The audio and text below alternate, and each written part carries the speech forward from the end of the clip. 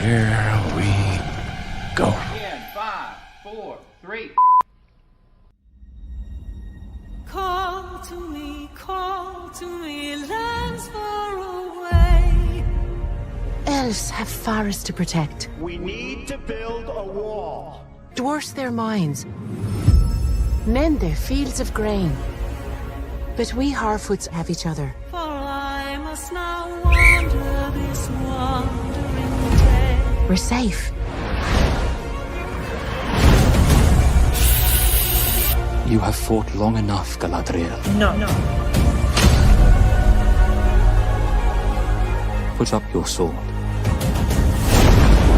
The enemy is still out there. The question now is where? It is over. Nothing is over! Nothing! You were the chosen one! It was said that you would destroy the Sith, not join them! If you only knew the power of the dark side. Darkness will march over the face of the earth. It will be the end, not just of our people, but all peoples. Everyone! I am sorry, but their time has come. The past is with us all. The past is dead. We either move forward or we die with it. This could be the beginning of a new era.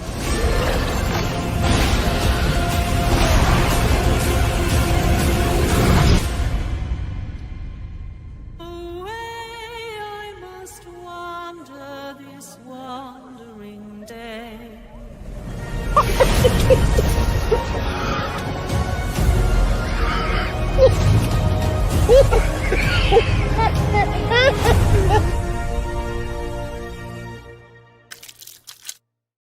To him finally being lionized in the prime and his prime. Fuck. Do it! Shit. Just do it! Don't let your dreams change. Yesterday, you said tomorrow. So just do it! Make your dreams come true! Luke went from being... Oh, no. Welcome, Slayer Nation. I have some great news for you today. I hope you're all doing great. Nope, that didn't work. One more. You have failed me for the last time. Welcome, Slayer Nation. I hope...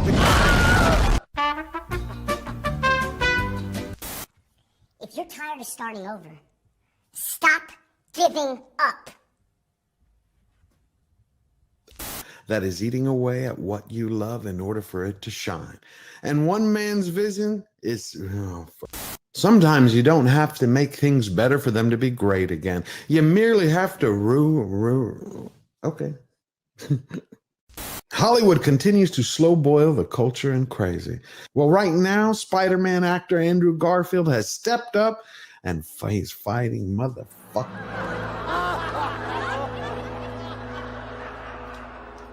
I can't do it. Okay. We'll do it live. Okay. We'll do it live. Fuck it. And unbearded dwarves, but Prime didn't stop there. They stapled in intersectionality, individuality, bitty-ga-dig-bee, bitty-ga-dig-boo.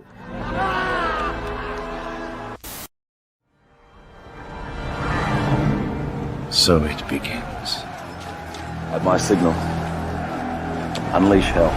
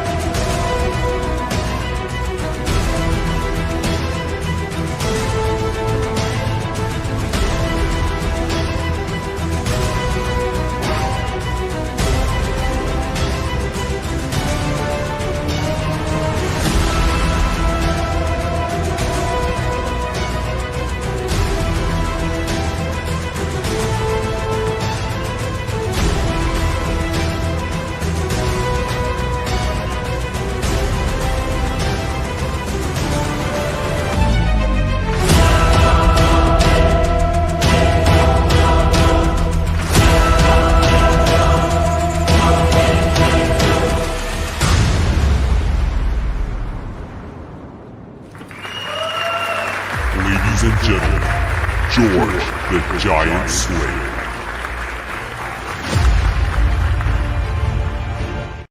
What's going on, everybody?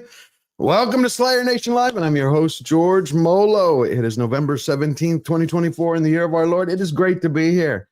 How are y'all doing today? We got a lot of news to cover. You know, it's been 12 days since the election, and the winning, you just don't get tired of it. We've all taken our Winnemans, and we're ready for more, but we got a great show for you today.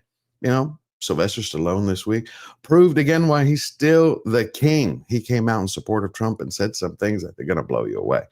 Plus, you have Hollywood continuing to melt down. We got comic writers who are saying that they either want to leave the country or they can't write superheroes anymore for how the country has changed overnight.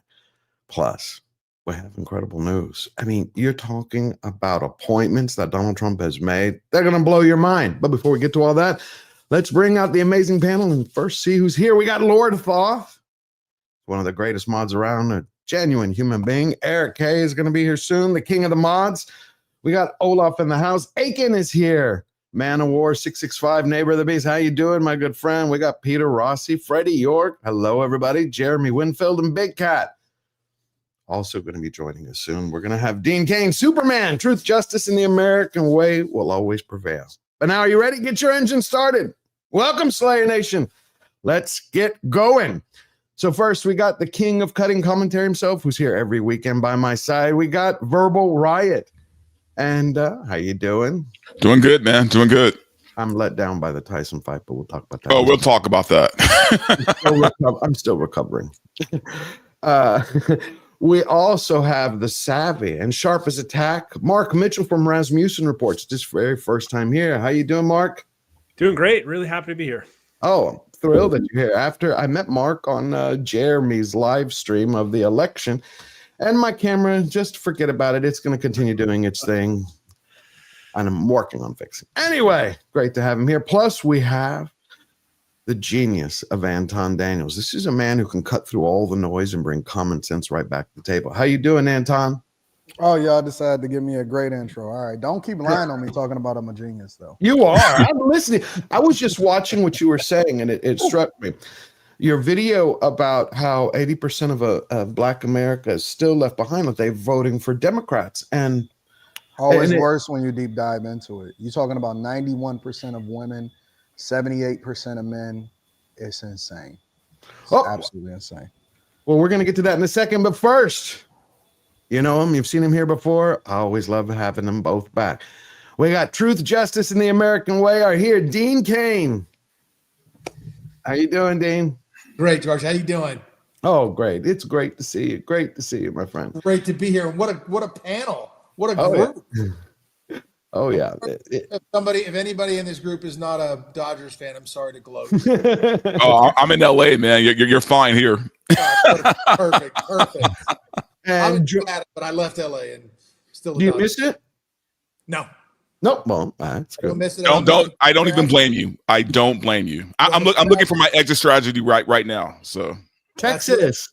Texas is great. Florida, Tennessee, Nevada really is great. I love it here. It's phenomenal, and your dollar goes so much further. No traffic. It's just it's a win-win for me. Plus, every fight, every game, everything is here. It's awesome. Did you watch the Tyson fight? I did watch the Tyson fight. Listen, I love Mike, and what a legend. And it just hurt my heart to see him in the third round having trouble. You know, I mean, I'm 58 as well, so I don't want to even think about getting in the ring. So I think he could.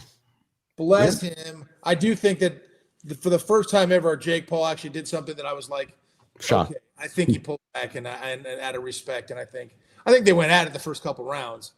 But then I think Mike was gassed, and he just said, all right, we're cool. Let's go to 8 rounds and do it. And bless Mike. And he lives literally across the street from me. So bless him. I was bummed. I was glad he went out on his feet. I'm glad Jake did it that way. But Jake's got to start fighting somebody who's within 30 years of his age. All right. Well, we'll talk about it in a second because it's like, I don't want to get into it all right now. We got to get Gabe out here. We got the comic marvel, a brilliant writer. We have Gabe Eltaeb also is joining us. Gabe, we should get to see your hat. Then nobody cares about San Diego Head. I mean, that's What are you doing? I don't think they were even in it. Just sending a message. That's all. You're sending a message. Well, I get it. I know you have to compensate because Texas is better. I understand. It's all right. Please. So, right now that we're all here, Anton, you were saying if you break it down about why we still have 80% of Black America are voting for Democrats, is there one particular reason that you think? I was listening. You were talking about heroes. They were lacking heroes or role models. Yeah, I think that it's just that it's ingrained in us since birth, really, in our culture, where we've been taught to vote blue, even though traditionally we've always lived our lives as being more conservative. We've just been taught that way. It's just been programmed in us that Democrats are for the poor and Democrats are for the people and Republicans are for the rich. And I think that we get conflicted as we get older. If you become the type of person to where you become more self-aware and you want to start doing the research, then you'll start to get conflicted, and then you have to overcome an obstacle of shame within your family, right? Because then you'll start to be looked at as the leper. You'll be starting to call names. You'll be called a sellout. And what people really don't understand, and I think that the thing that's missing in a lot of these conversations is we don't really be honest. And I'm talking about all people. They're not honest about the conversations that happen inside of their living room. And some of the most racist people that I've ever heard are within Black culture. And so, if you bring a white girl home, you're going to catch some hell. Baby. You're definitely going to catch some hell. Yeah, and so preach to that, man. we don't like to have those conversations. And what really happens is it's programmed through the Black church, it's programmed through the music. And to be honest with you, and I was telling my people, I said, Kamala Harris's campaign, contrary to popular belief, it worked. It worked beautifully. It was successful amongst Black people. Everybody, Black people and white women. Everybody else could see through the bull and put it together. But amongst Black people and Black culture and white women, their campaign was incredibly successful. But it wasn't successful with the rest of America. And that's why you've seen urban cores really be blue. Chicago went more red than ever. New York went more red than it usually has. But we still have issues and problems, and I don't think that it's going to take any less than 40 years for us to ever transition away from the Democratic plantation, and it's going to take some people to having to die off. Wow, I can hear that. I think Trump made a lot of big inroads. Mark, what did the polls play out with that? Well, I think everybody should just take a breath and wait and see what actual numbers come up. I'll tell you what, we just witnessed the entire polling industry, the entire mainstream polling industry lie. To try and they did it last election, though. They did it in 2016. That lady was only off by a bit, Yeah. I mean, they were shilling hard for her, especially in August, September, and October. But then everybody's rushing to say, "Oh, look at the exit polls. They're conducted by the same people." I mean, the NBC exit poll that showed that Trump only took home 12% of the Black vote is the same one that hit Harris up 5 back in September. And so I would wait a few months, see what kind of voter validated studies come out. My polling showed that depending on the poll, Trump was getting between 25 and 30% of the Black vote. We're likely voter. So I think that should reflect a little bit more who shows up to the polls. But here's the big issue. And you just nailed it with Chicago. And let me tell you, New Jersey has a really big Black population, moved massively to the right. New Jersey literally was almost a swing state. I think it was within 4 points. That is a 11-point shift to the right. The problem with the Black vote is that it did not shift to the right in the battleground states. And that's because there's a massive ballot harvesting operation that is almost predominantly in blue, predominantly Black demographic areas in the battlegrounds. The entire country moved 7 points to the right. The battlegrounds only moved 2 and change. So I think... Well, you got to factor something in, though. When Democrats mobilize to try to get their people to the polls, they try to get their people to the polls uninformed because they already know by default that most people are going to vote based off of proximity. We have a large population of men, for example, that don't want to upset their wives, and so they kind of go with whatever their wives said. I did a lot of street interviews here in Detroit and multiple different cities, and a lot of the guys, you ask them, "Hey, who you voting for?" and he'll look to his girl real quick and she'll tell him what to say. And so it's a cultural norm even when you're trying to galvanize people, they try to galvanize people by not informing them on how it's going to benefit them, but with the expectation that, hey, you're black, and so you know what to do, don't you? Don't you? You know, and it's weird. It's weird. So, and kind of to piggyback off of that, man, I think we're underselling here the programming that goes into the black community, right? I was born in 1974, and from that day, I was hearing that Republicans are the racist party, you know, Democrats champion black people, right? Now, we all knew this was a lie. We knew this, but here's the thing. If you say that enough, right? If you say, hey, yeah, we're bad, but the other side, you know, they're all Klansmen, then yeah, of course, black people are going to vote for, even if they have to hold their nose, they're going to vote for the Democrat. Now, the thing is, you know, around the 90s, the Democrats really started showing their ass when it came to the black community, right? Going after rap music, trying to censor us, trying to arrest rappers for their songs, like just crazy stuff, right?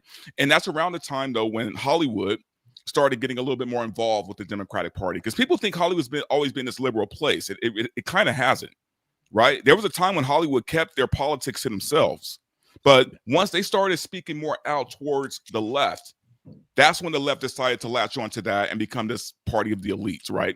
Although they've always been that, they quit hiding it at that point. Yeah, and it's a lot of people that didn't vote for Kamala Harris. They voted against Trump and the black community. You know, the rhetoric, if you ask anybody, and I'm telling you for months, I've been asking probably thousands of different people, why are you voting for her? They wouldn't say that they were voting for her. They would say that they was voting against Trump.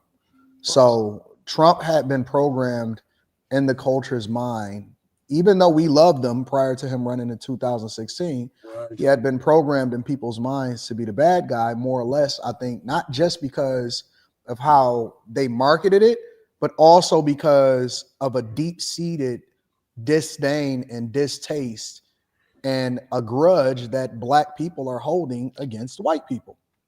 Black people have a grudge to hold, and so they then leap into the first thing that they see, and it may not even be a person as racist, but it's a representation of what they were been programmed to hate because they don't want to take accountability for their lot in life.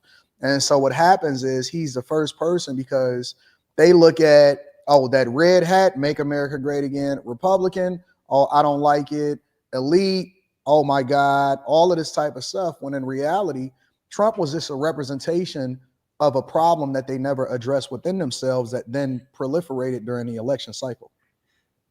Anton's me. Oh, yeah. What do you think, Dean? What is the conversation like behind the scenes in actor circles in Hollywood? I mean, does Trump actually have more supporters as to what Anton is talking about? 100%. He's got a lot more support. People are terrified to say anything about it for fear of getting canceled and labeled a Nazi and a racist. I mean, I'm a Japanese dude. My given name is Tanaka. I've been called racist. I played gay in several films. I got called a homophobe. You know, I said that men shouldn't be competing in women's sports. They called me a transphobe. And listen, I'm not afraid of trans people. There's no phobia. I got no fear. I just don't want to mess with kids. I don't care what you do in your life when you're an adult. Go ahead. Rock and roll. Wear whatever you want. If you think you're kicking in those heels, go ahead. I don't care. But don't tell a 5-year-old that they should switch their gender. And don't mess with the kids when you're teaching them. So whatever. So that stuff makes me crazy. But Hollywood is, you know, all crew. The crew will always come up to me and be like, hey, man, I love what you have to say about this or that or whatever. Appreciate you. I can't say anything. I don't want to get fired. You know, Other actors will do the same thing. Hey, man, I appreciate you talking up. I'm not saying shit because I want to keep my job. And I get it. As an actor, you don't want to alienate half your fan base. And so, you know, if actors want to stay quiet, go ahead. That's your prerogative, and I'm cool with that. I just have gotten to a point, you know, Verbal Riot over here telling me he was born in 1974 hurts my feelings because I was born in 66. So I've been around a long time, and I'm old enough to not be worried about what people, and I've established myself enough to not be worried about, you know, whether people are angry with me with my speaking out or supporting President Trump or whatever it is. And I have been for the whole time. So I just didn't care so much. But I would even counsel a younger actor, don't say anything. Just stay out of politics. Have your views, but stay quiet. Say as little as you can to the media. Be an actor. then do your thing. But it never works out that way. But Dean, you know what's funny is like you speak like a '90s liberal, right? Like because that's what I used to be. I used to be a '90s liberal, right? We were just about freedom, right? Like the freedom to smoke weed, freedom to listen to whatever rap music I wanted to listen to watch whatever movie, play whatever video game. That we were about freedom, right? And people, they don't realize that what the Democrats are now are kind of like what the Republicans were then. Yeah. Right. And there was a shift that happened. A bit. Well, go ahead, Mark. 20, 30 years ago, the powers that be, the status quo was military industrial complex and big business folks. And that's who was tapped into the Republican Party. And so it's almost like conservatism is now the counterculture just because that's what the counterculture needs to be. But the problem is that they'll sell whatever they can to the people in order to stay in power. And what's crazy is that just how bizarre this stuff has become.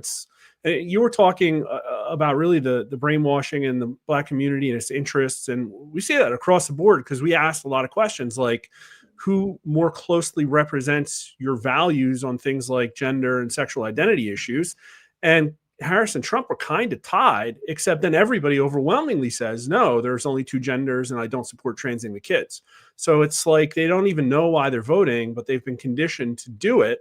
And that they literally create this paradigm that everybody has to vote against the person that's going to be a shock to the status quo. And that's where we're at.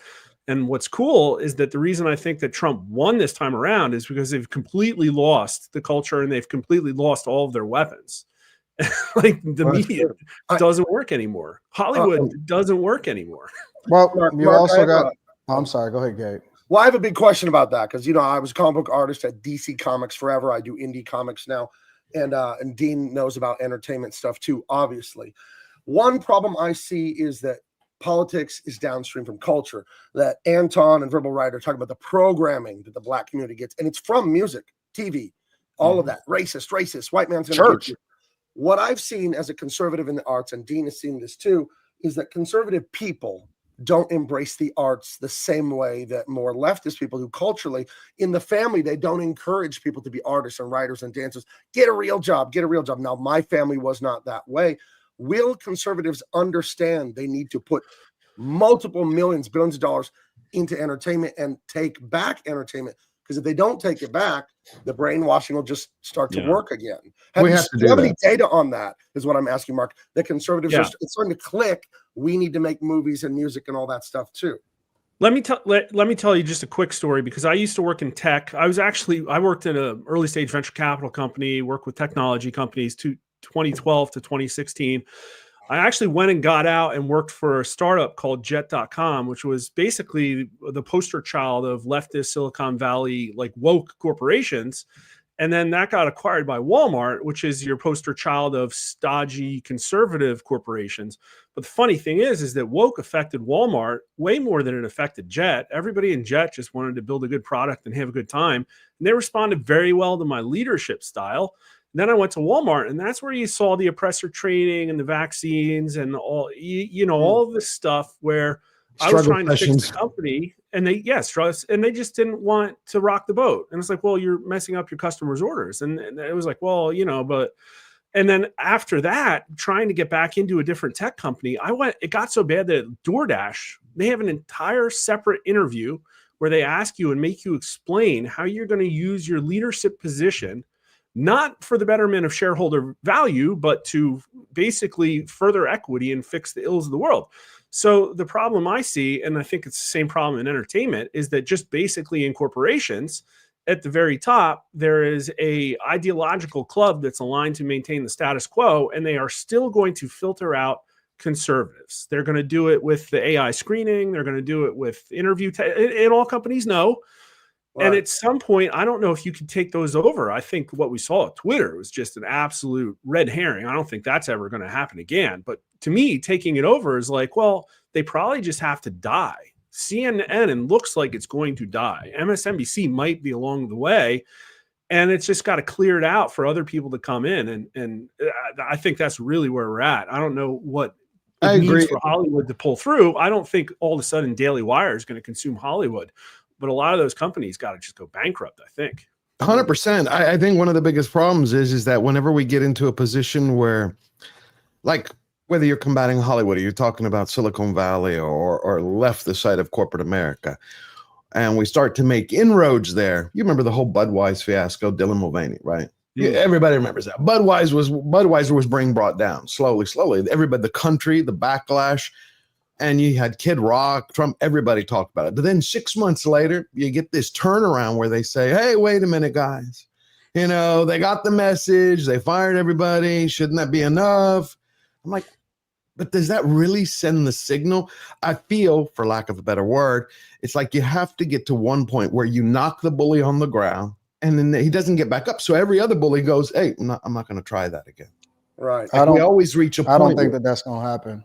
Okay. I think that what's going to happen is that everything is similar to content creation, right? Right. What's replacing CNN and to a larger extent, the NBA and commentators and all ESPN and so on and so forth, I believe is individual content creators, which is basically powering the creator economy at this point. But then on top of that, we are now taking all dollars from advertisers.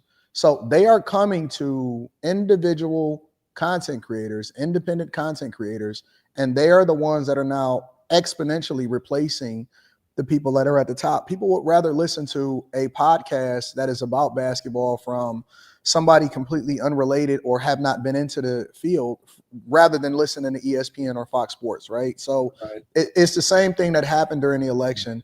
Podcasters won this election. It wasn't the national networks. It wasn't Fox News. It wasn't CNN. As a matter of fact, I made more appearances on Fox News. I probably had over 50 appearances on Fox News within 4 months because they are the ones that are tapping into the content creators, and the content creators are the ones that are determining the culture now.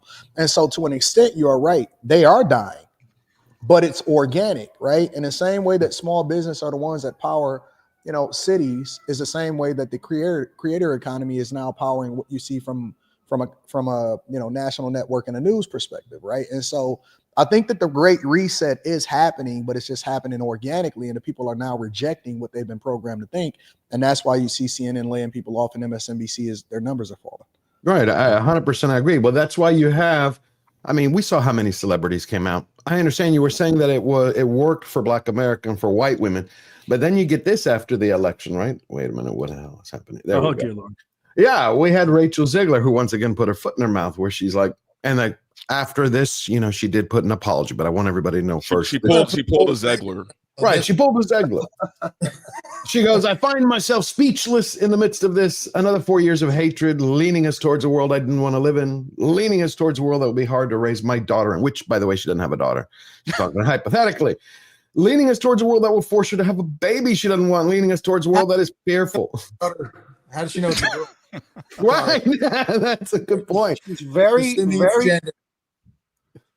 concerned with her daughter murdering her granddaughter. Yeah, I know.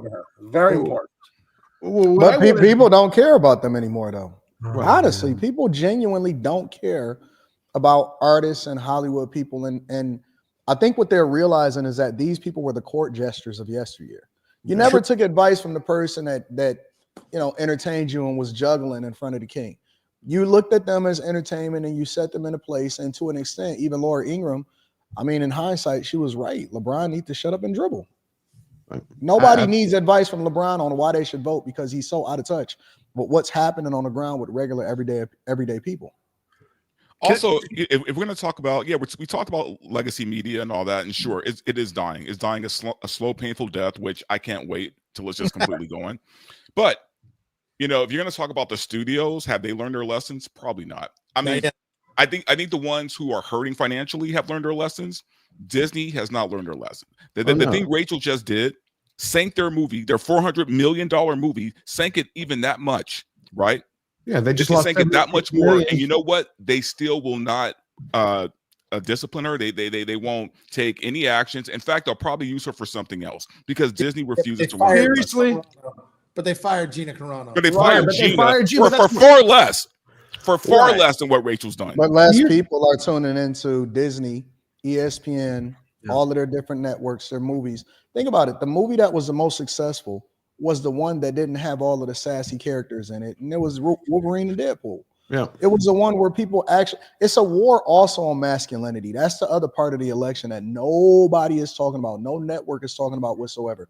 They're talking about woke culture. They talk about, the celebrities. They talking about how people in the economy and immigration and all of this stuff. They're not talking about the fact that men won, right? There is a war on masculinity, and Trump represents the thing that the woke left absolutely hates because he's a throwback to the thing that men used to be: masculine, matter of fact, say what's on their mind, don't care what anybody says. You don't have to necessarily agree with him, but as long as y'all align on what it is that he's supposed to do, and as long as he do his job, I don't have to like him, but I absolutely would love this type of person to stand in front of Putin and Netanyahu and China and all of these people. I don't want Kamala Harris standing up in front of him. You know what I'm saying? So in a sense, this was a win for men because they've largely been taken for granted, and our microphones have been taken from us in order to give a voice to people that then feminize the agenda that they've been pushing on the left so much. And that's why they went so far left and they've lost the vote.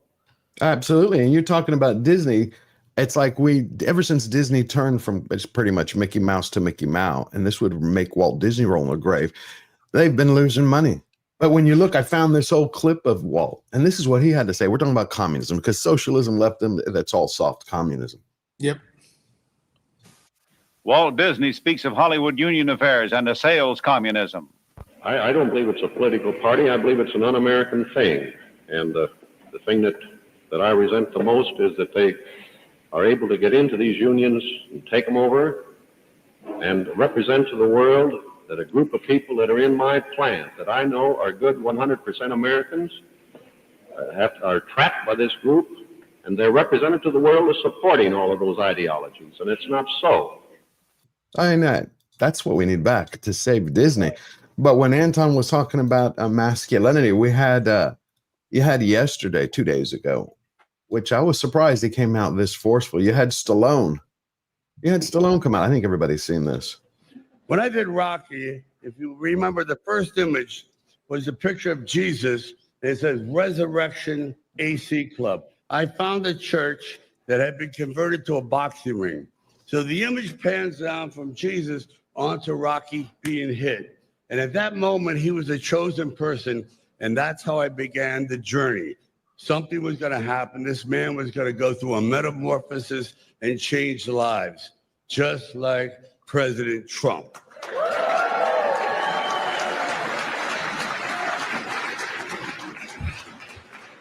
We are in the presence of a really mythical character. I love mythology.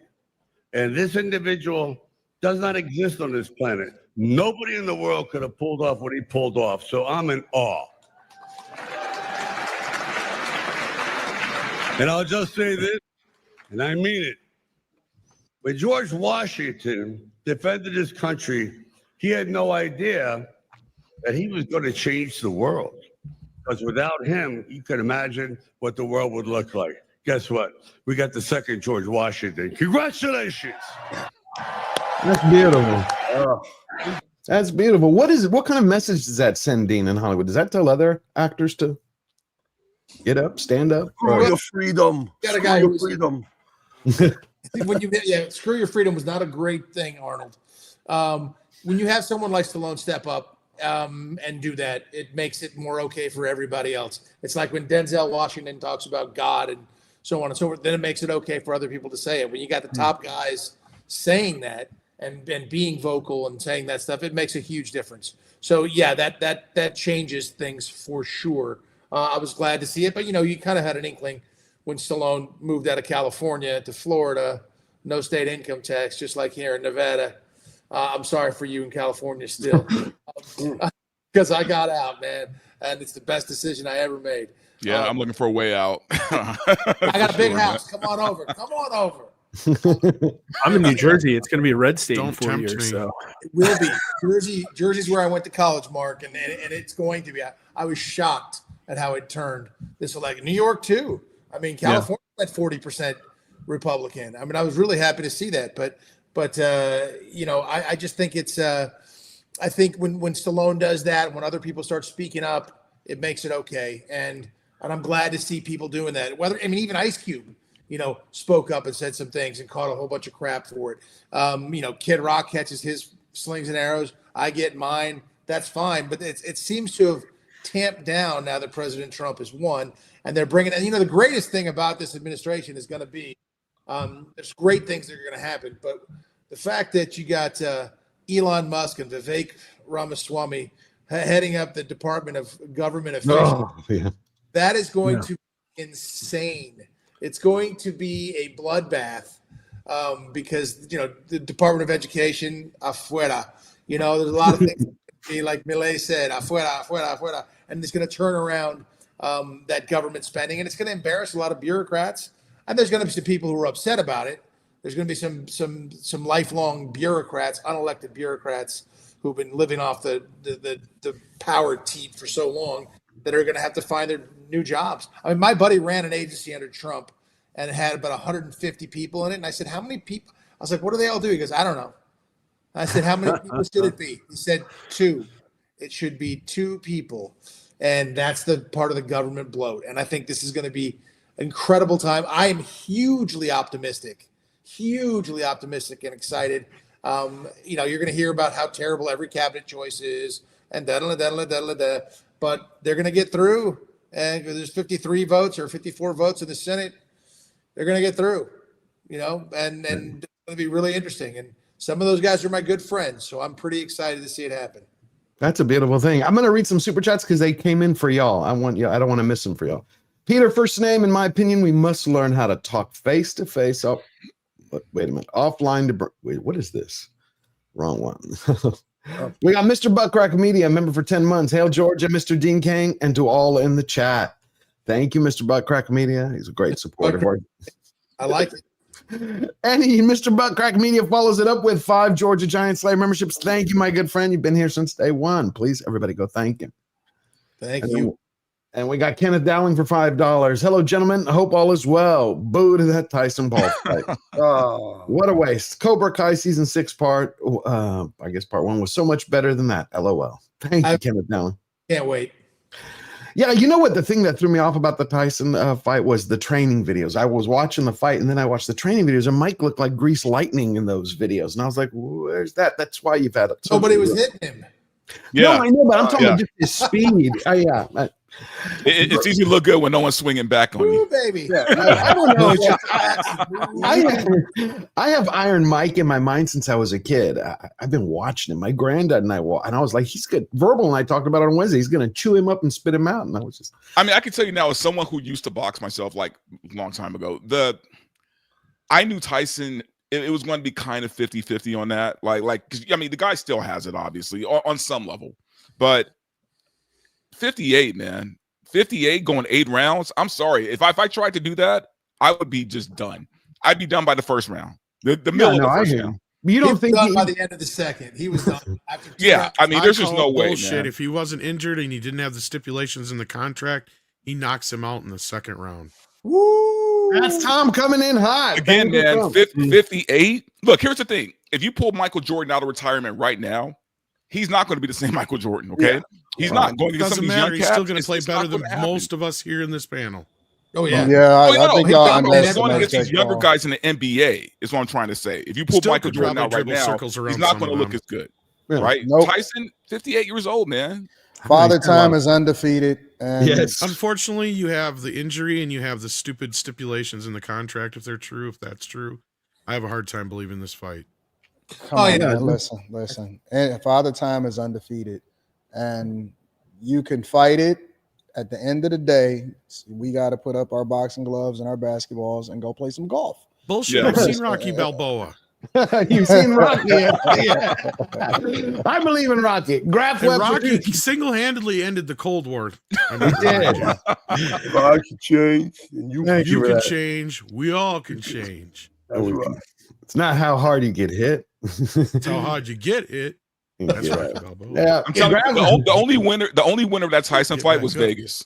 Vegas. Yeah, I agree with that. I think Mike's tweet about it was gorgeous, though. What a beautiful piece of writing. I missed it. Oh, what did he say? What did he say, Mark? I didn't see that. I'll have to bring it up. I don't remember all. It was just so humble, and so professional. And you just love to see. There's just everything's so vitriolic. Just to see a real professional with real class, real succinct. Just I'll try and. Well, you find it. We'll share it here because I saw Joe Rogan's because his tweet before the match was something along. I feel like there's a spell being cast. Like I don't believe in magic, but it could be real. And then after the fight, he goes, "Magic isn't real." And by the way, no one is shitting on Mike Tyson here at all. You know, I still think he's the greatest of all time. But it was just hard to watch. That's all. It was hard to watch. I got it up. 29 million views. This is one of those situations when you lost but still won. I'm grateful for last night. No regrets to get in the ring one last time. I almost died in June, had 8 blood transfusions, lost half my own blood and 25 pounds in hospital. I had to fight to get healthy to fight, so I won. To have my children see me stand toe-to-toe and finish 8 rounds with a talented fighter half my age in front of a packed Dallas Cowboy Stadium is an experience that no man has the right to ask for. Thank you. Wow. That is beautiful. Since we're talking about Mike real quick, I'm going to read this and I want to show you an interview with him that I found. GrabFlab for $2 in the name of Merlin's beard. Cancel Disney Plus. I'm with you. Yeah, I'm speaking always of with Disney you, Plus, the biggest loser was us trying to watch Netflix. Oh, Right? 'Cause that was the wow. big story to me coming out of this was Netflix and streaming is not ready for primetime, kids. They cannot handle 30, 40, 50 million people all trying to watch at once because it wasn't just that was having problems. They ended up dropping Cobra Kai and Arcane on the same day. So you had a lot of people trying to watch Netflix all at once. And that also tells me that streaming ain't as popular as they like to show us all the time either. Because that means there's never that many people on all at once watching it. Television had twice that audience all the time. It's just they were watching different things. Yeah, I don't think they'll be caught off guard anymore, though, for their Christmas. No, they probably won't. But that to me was kind of funny as hell. And I'm just we're supposed to give up cable and they should have learned their lesson, man, because this happened a year ago with Love is Blind. They tried to do some live reunion, right? And this is a small show. Well, small amongst straight men. but they tried to do this live reunion show, right? And it failed, man. Like they couldn't even put it on. Like they had to wait 2 hours later to show the thing, man, because Netflix can't do live. And I don't know why.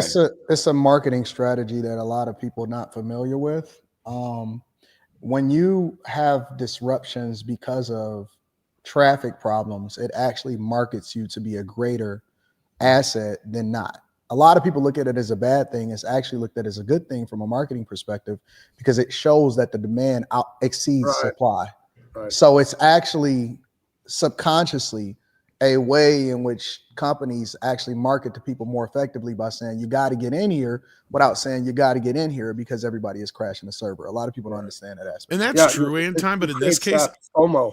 Like, oh, we're sold out of this item, and that gives you FOMO. I like that. Exactly. But I think we have the problem in this case, though, is that, like I said, this is a company that's presenting, not just this company, but the Hollywood studios are presenting that streaming is the future, right? When they couldn't handle an audience, like I just said, that normally would be on cable TV or regular television any given time of the day, any time before, they couldn't handle that amount of people at one time. Right, so that's my point, is that they will at some point, but like you guys just said, a year ago, they still haven't fixed it from a year ago yet.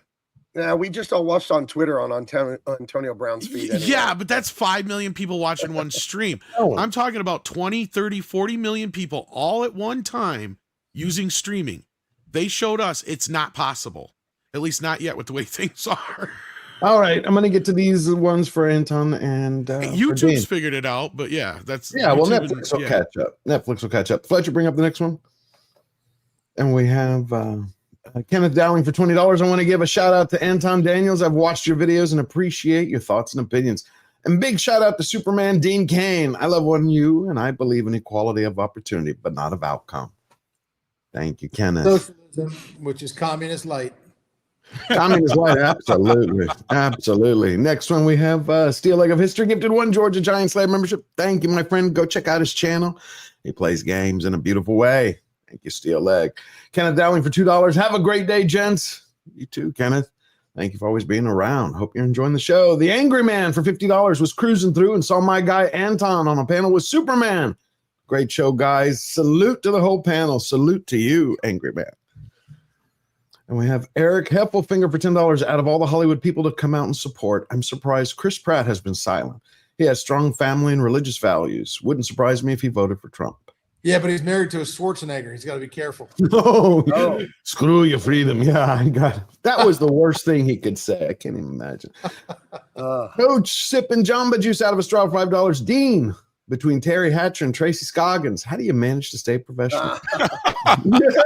It was very hard. What was hard? Wait, what was hard? Just make one comment, read into it as you will. Oh, that's a beautiful thing. Yeah, you walked into that one. Yeah, Lucia. But God bless you, Lucia. She gifted 5 Georgia Giants Slayer memberships. She's been here since the beginning. Thank you. Thank you. Please go thank Lucia. Mouse World 666 gifted 5 Georgia Giants Slayer memberships. Mouse World, you've been here every day, and you are just a winner. I appreciate it. You're becoming one of our top supporters. Martino gifted 10 Georgia Giants Slayer memberships. Thank you, Martino. I hope you're doing great. And we get one day, got to have you here in the member chat with us. All righty. So really quick before we jump off this Tyson thing, I have to say, for me, this was a weird fight for Jake Paul because he had a lot to lose, man. Look, if he beats Mike Tyson, he beat him at 58 years old, right? So if he loses to Mike Tyson, he lost to a 58-year-old man. I'm kind of surprised he took this fight. Right, but we got a lot of money, right? Yeah. I was going to say there was also the boxer. Who was the boxer that was in the middle last night on the cast? He said he was the smartest of the bunch. He had it all like figured out. He was like, look, for Jake Paul, it's a win-lose. If he wins, he still loses because he beat a 50-year-old man. And it's a lose-lose. If he loses, then he loses everything. He like laid it out on the line. But they both made a lot of money. Mike made a lot of money, and I think that it's a lot of people that looked at Jake Paul and said that they had more respect for him because he didn't beat the hell out of him. Yeah, one of those. You know, that's the perception is. Listen, he took it light. You know, and he showed respect towards the end of the fight and all of that. So I think he'd actually help repair his image a lot more. I agree. Well, you don't think that was in any way a slight, like saying, "Well, I took it easy on him"? Like I've heard because it would have been different if Tyson was 30 and he's losing. But if he's a great grandpa, you know, like hey, look, nobody want to see that great grandpa get beat down. Like that. But Anton, Tyson at 23 versus Paul now. Oh no, I mean, it would have been different, but we'll never see that, and all we have is what we have, and so nobody wanted to see. Nobody wanted to see Tyson get put in the hospital. He looked fragile. Yeah, he did. He looked I turned the TV off because I didn't want to see no more. I couldn't do it. Yeah, I could tell like maybe like a minute into the first round when I saw his legs, I'm like, oh, that's not good. His legs. That's not good, man. It's always in the legs with the boxers, man. How'd you motherfuckers get it to work? Mine's is working regular, so yeah, mine worked fine actually. I didn't have a lot of issues with Netflix. My son logged on to somebody else's Twitch feed. No, I know what it is. The people that were having problems with stealing Netflix. I get it. Wow. Well, to show you what kind of a gentleman in many ways Mike was, I found this old interview. I'd been looking for it everywhere with him and Ali. Ooh, and Sugar Ray. And Sugar Ray. Sugar Ray's my favorite. This one here? You still this one? He's a sweetheart. Come on. Who would have won if you fought this man in your prime?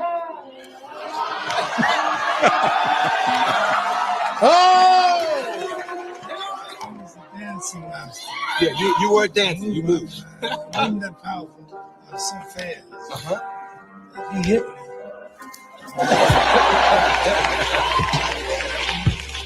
Fast to be catching. Yeah. What would you say, Mike? I by no means I'm vain. I know I'm great, but can I tell you something? In this situation, every head must bow, every tongue must confess. That's the great.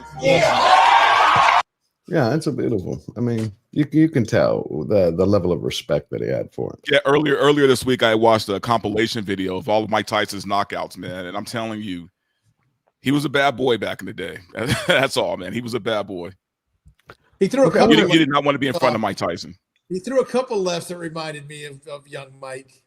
Yeah. There were a few. I was hoping to see that uppercut one more time, but that's the reason we all tuned in. That's the reason is to see Mike get him. Yeah. Well, I like Mike as an older man more than I like them as a boxer, to be honest with you. Oh, like really? I like the Lot more I humble. like the Mike that's a lot more introspective, that tells the stories.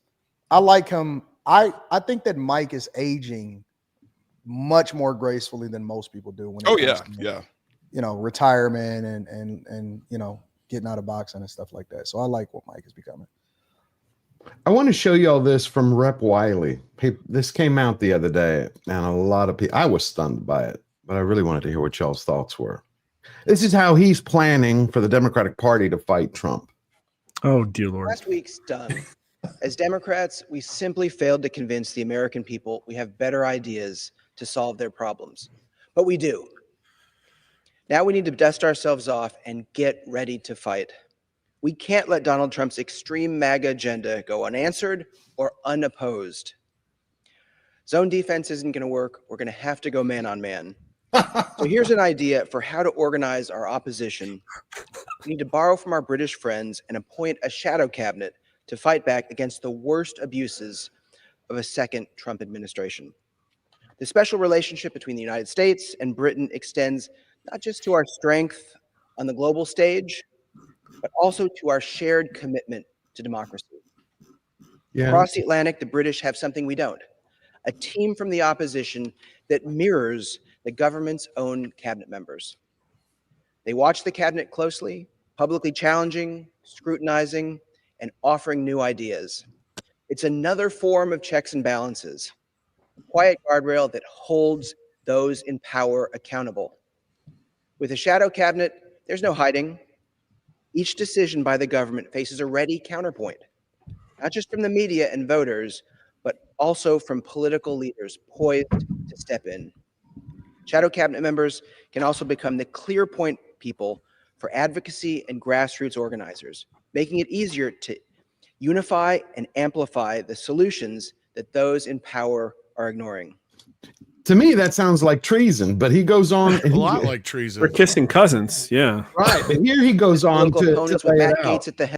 If Trump attempts to weaponize the justice system against his political opponents with Matt Gaetz at the helm, we could see incoming Senator Adam Schiff as our shadow attorney general, arguing against replacing our independent prosecutors with Trump loyalists. He goes on from one Chef, appointee after isn't the he? This is fear. What do y'all This think of is that? Absolutely. They're definitely afraid. Listen, Trump has picked the exact people that I was hoping he would come in and pick, which are people that utterly strike fear into the hearts of people in DC. And what's crazy is how different these names would have gone over in 2016. If Trump had picked any of these, he would have gotten laughed at. The Republicans would have fought him. None of them would have gotten confirmed. And I don't know if we're going to see Matt Gaetz confirmed or not, but I think there's a pretty honest shot that Trump's going to get it. That guy, there are videos of him. I just saw one in the last day or two, walking through the halls of Congress in an interview and pointing out all the different Republican Congress members who use inside information to make millions in stock trading. And so that's the kind of person that Trump is putting at the helm of his Department of Justice.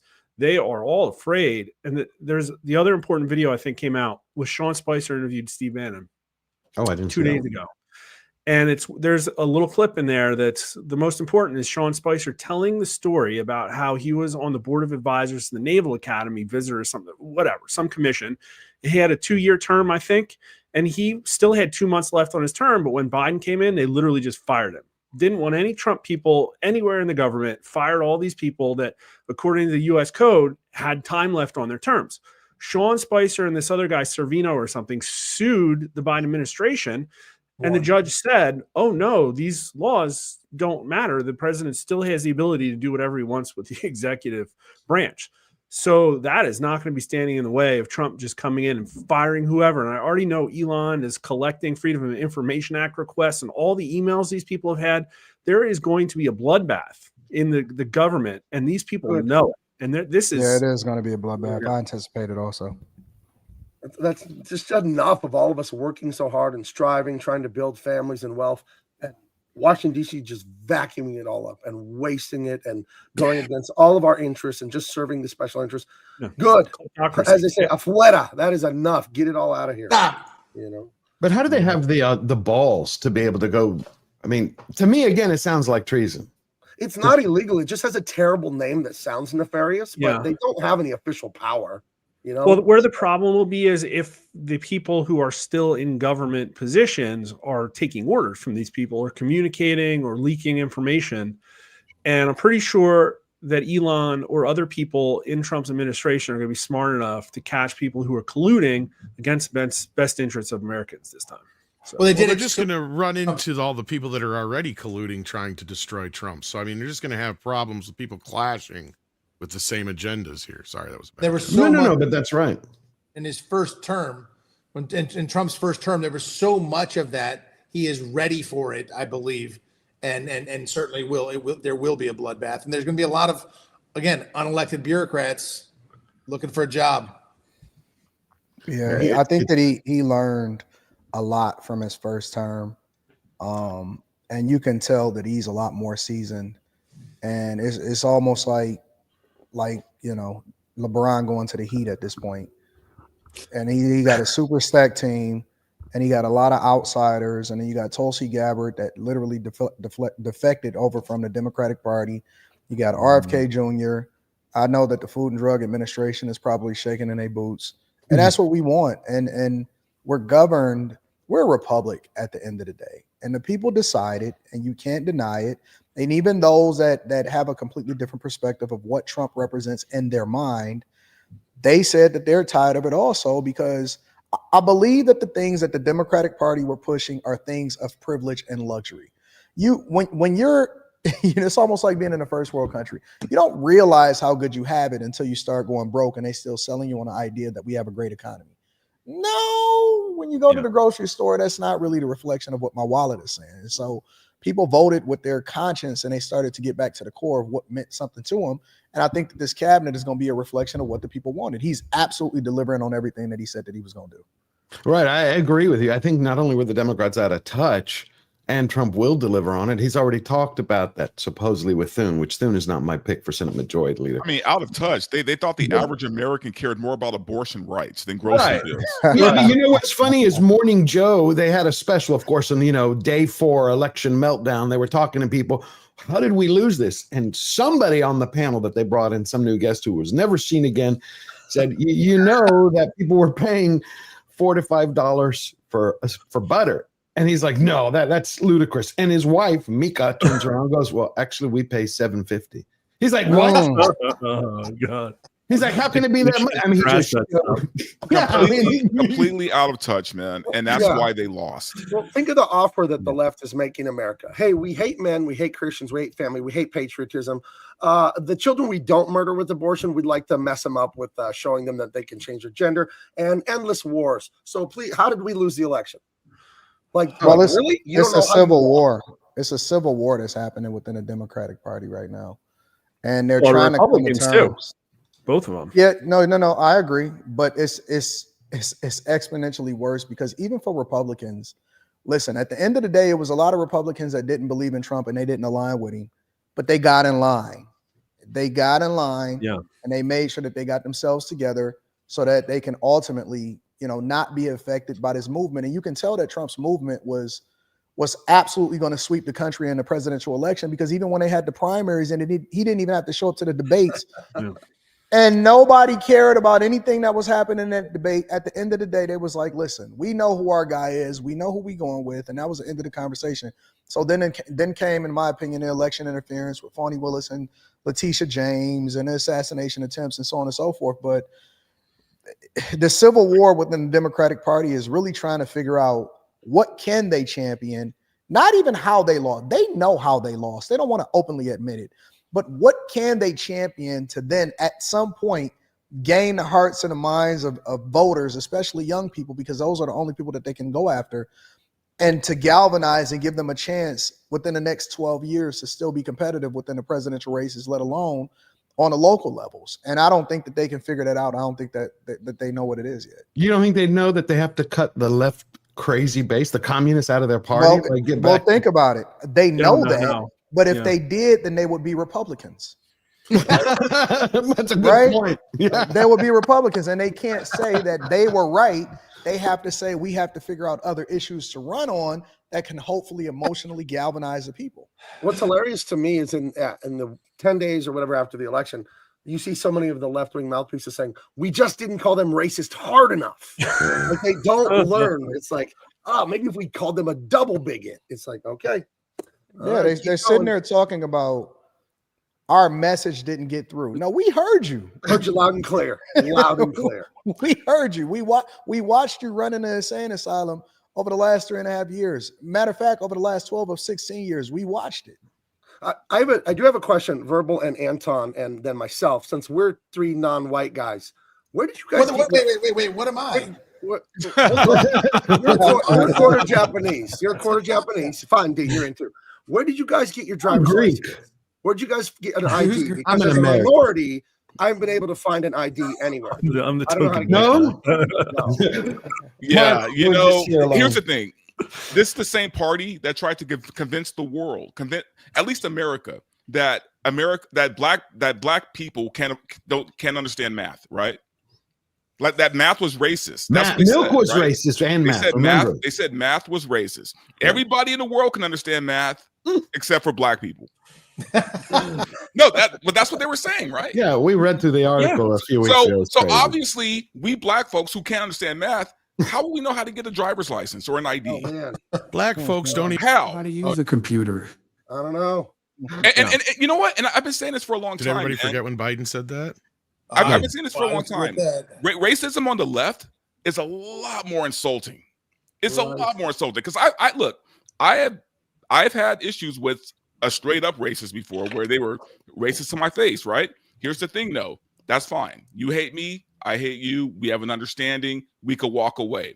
There is something demeaning about liberal racism because it's a racism of low expectations, right? It's like they don't even know they're being racist, which is the crazy part. It's like bad competition. It's like the lowest expectations. Yeah, they're the ones that sit there and go like, "Oh, go ahead and deport all these people. Then who is going to clean your toilets?" yeah, like that, right? Like, I gotta go mow some yards. I'll see you guys later. Hey, he's got a side hustle. I gotta get respect to work at it. the department. I gotta get out there. I actually do have to go, and I'm my kids. Yeah, I do too in a little bit, but I'm gonna stay as long as I possibly can. God bless you, Anton, Verbal, Mark, Tom, George. Thank you. God bless you. Yeah. Appreciate y'all. It's an optimistic. It's an optimistic outlook, and I can't wait.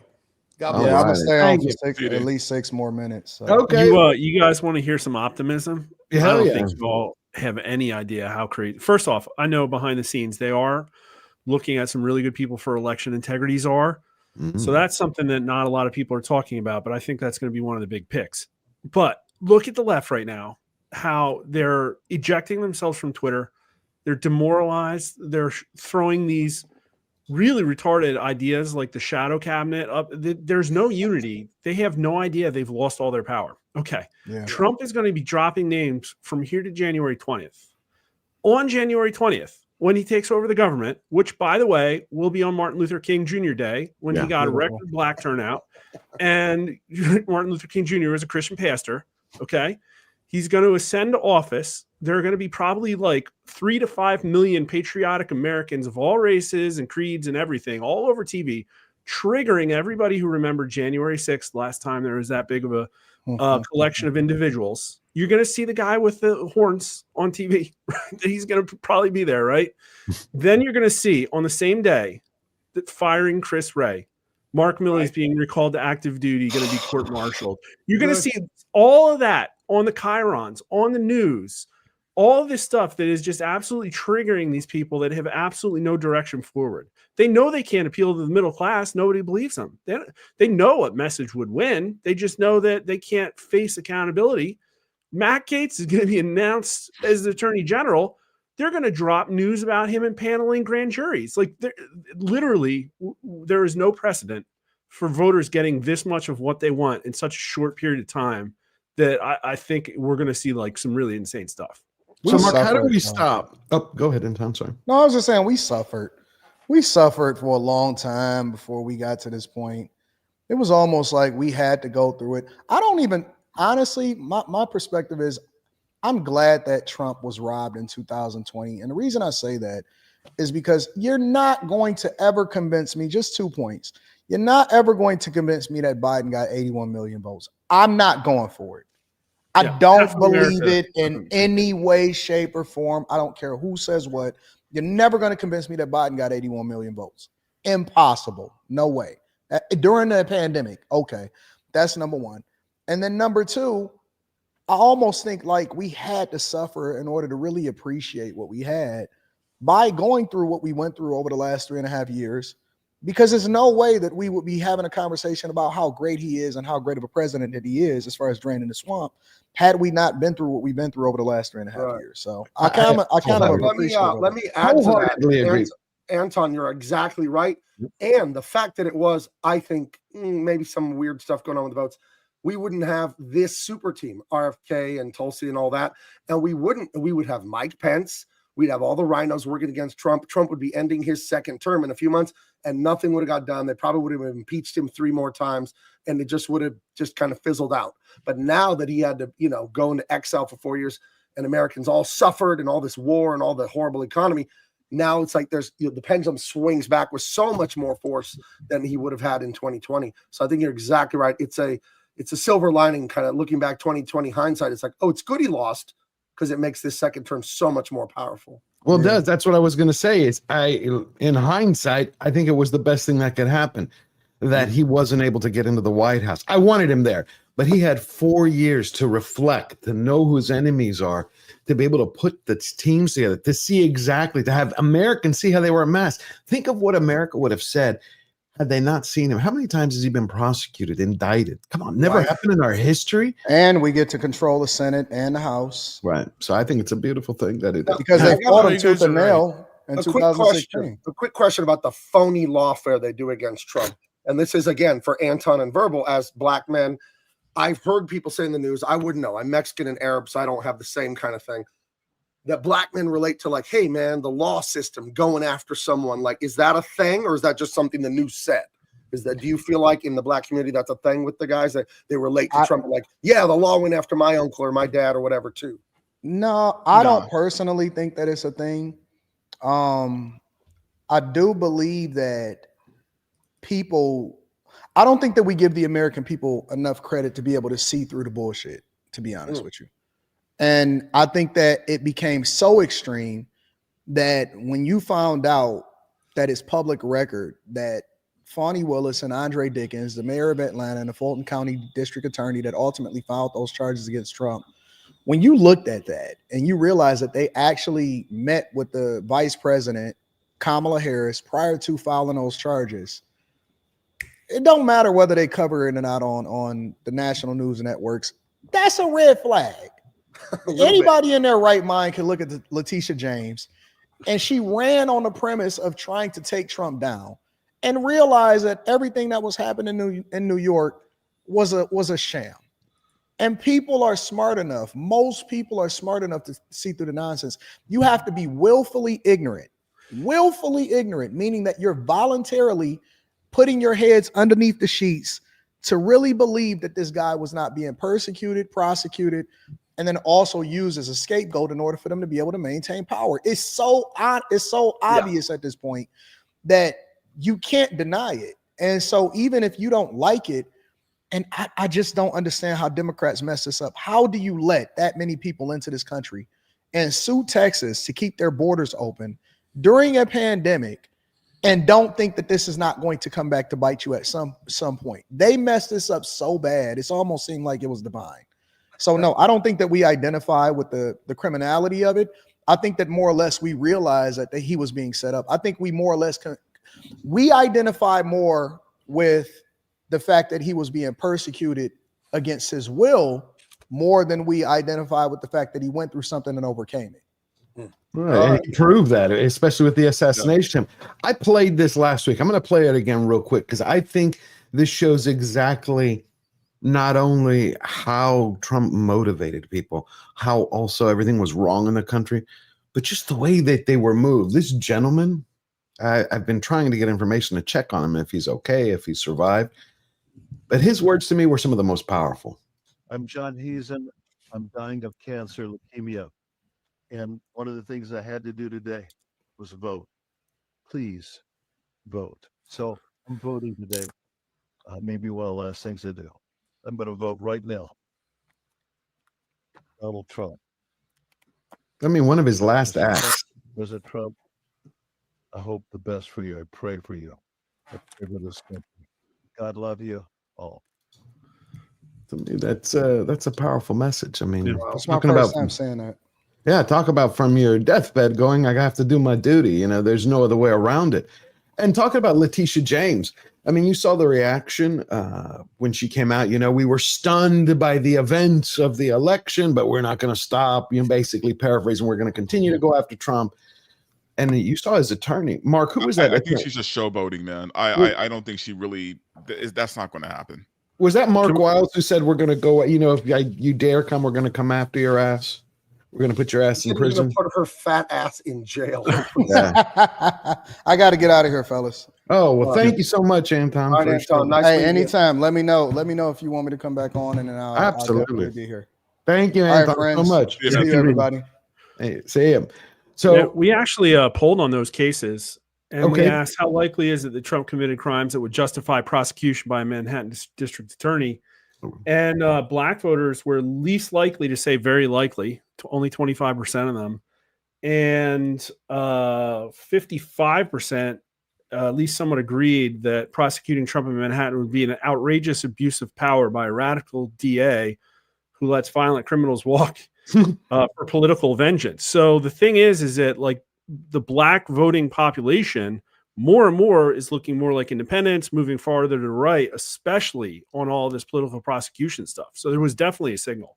But the thing is, this has been happening for a while, man. Like I think for a while, the Democrats have seen the shift of a good number of black people moving over to the right, right? And the problem with that is they saw this, and instead of trying to win those votes back, they do what they always do. They find somebody to replace, right? So they replaced the black vote with and this is like a while back, right? They replaced the black vote white cat lady liberals. Well, first with the LGBTQ community, right? It's like they got top priority, right? And black folks kind of fell down the totem pole, right? And then you had the dreamers, right? And that community and people who are here illegally, right? They tried to woo them, right? It's basically like this replacement thing. And I think black people have seen it so much and for so long that at this point they're like, you know what? And look, I voted Republican this time, but I still consider myself politically homeless. Okay, like I'm not on this side or this side. I don't think MAGA's your home now? I just voted my interest, right? And my interest was the right. I understand where Verbal's coming from to a point too, because like you guys were just talking, I don't think 76% of America goes with Trump this time out had he had a second term. Because I think the media would have beat him down so bad. I think you guys are right. They would have found something to finally stick to him, and they would have just destroyed him. They would have got him out, Yeah, when it was all over, they'd have been like, well, thank God that's over. Now we can move forward. And they would have just kind of bamboozled a lot of us. Because, again, I'm one of those people who voted more against than Democrats than I did for Trump.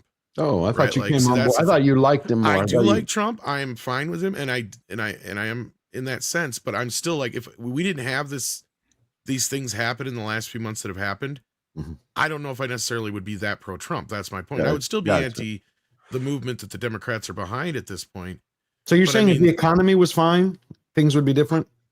Maybe. That's a question that's come up. No, that's the thing. It's like you have a big statement there to look at it. I mean, the problem you have now is that, yeah, there's this big separation. There is no middle class anymore. You can't go and buy groceries for less than, $200 to feed a family in 1 week. That used to feed a family for a month. Like now you're lucky if you can make it a few days on that even. And it's just ridiculous. It's pretty sad when you're sitting there counting your money. Like, do I get milk this time or do I get gas, and stuff like that. It's pretty sad. And I get it. Even some of the changes that Trump makes will probably make the prices of certain things go up, but hopefully the tariffs will help that out and the taxes will go down and everything will be fine like it was 4 years prior to this. Because, that was the greatest 4 years of my life financially. And that's what I voted for. I want to get back to that. right? Well, Like that's also, what I want to get back to. I think we need to stop treating this like a team sport. You know, Yeah. If any one of them can make my life easier or better, then I'm going to vote my best interest, right? Whether it be the left or the right. It turns out though, it's not the left. It's not, right? And I'm not just talking about financially, right? Because that is a big deal. You know, I hate going to the grocery store like everybody else and buying 10 items and watching it come out to $100. Right. Right. The same items you used to spend $20 or $30 on now is exactly. Yeah, exactly. Like I mean, I'm sick of that. But at the same time, you know, there's other things that come into play here, man. I think the thing that really kind of woke me up and it just kind of, and Is I'm it not the religious, culture man. war? Well, I'm not religious, but I think what really kind of woke me up is that one party at the White House, right? On the White House lawn when you had trannies taking off their tops and all these other things. And I just kind of saw what a circus America was becoming at that point, or had become. And I think that was something else that kind of struck a chord to me, man, that we do have to kind of get back to normalcy here. Right. And the Democrats just aren't that party of normalcy. No. Yeah. And like Donald says here too in the chat, cereal is almost $10 as wild. Yeah. Not only that, you're paying $10 for something that's killing you. Yes. Right. Like that's else. the secondary problem here on top of it all. And that's where my other concern is we need health back in food. Right. That's where I'm getting behind RFK on this. I'm behind RFK on that 100%. As somebody who deals with the diabetic shit. Yeah. Sorry. None of this would have happened. This is exactly what we were talking about. This is Google Trends. You just look and type in Republican policy, and it's like, yeah, okay, people have always kind of been somewhat interested in it, but look at searches for Trump agenda right now. This is the mandate. This is like people don't give a crap what Republicans are doing. People understand that Trump went through a metamorphosis here and is coming in and breaking the wheel. And that's what I think I'm really excited about, because again, my whole business is getting voters what they want, and the Republicans have never done it for them. No, never. And let me tell you, what we witnessed was essentially an exact overlay of the hero's journey that Hollywood spent the last 15 years ingraining in every American's head. It's almost poetic. So let me ask you something then, Mark. How is President Trump in the future coming, 2020, coming 2026 on the 20th, how is he going to be able to push his agenda forward when you have the Thunes, the rhinos? Was this mandate enough for him to go, look, you know it and I know it, America's behind me, get on board and get out of the way?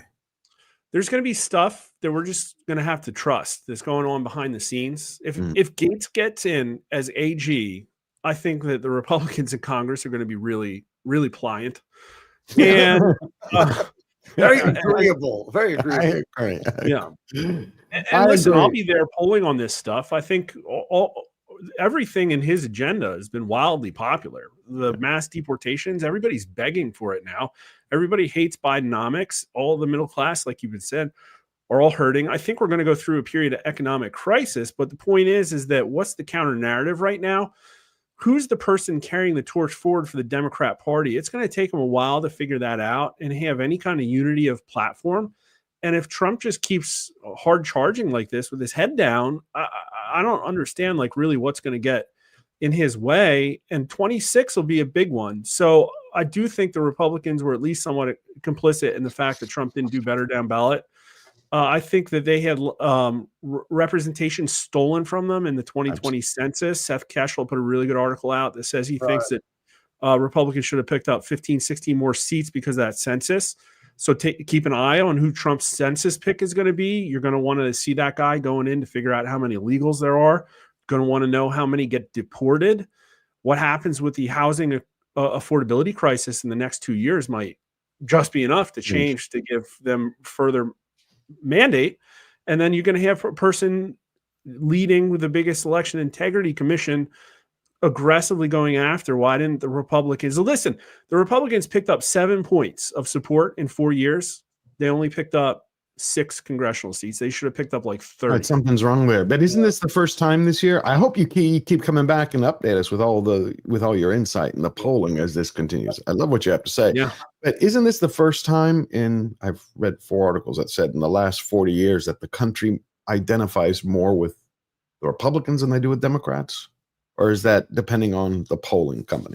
It depends on how you measure it. Depends on the poll. I still went in the electorate with more Democrats than Republicans in my poll, but my independents, because it's likely voters, my independents basically broke right 20 points. So I could do, my polling is about 1/3 independents. I could do like forced leaners where you say, okay, but if you really had to pick which one, and I would probably have like a Republican +1, Republican +2 electorate.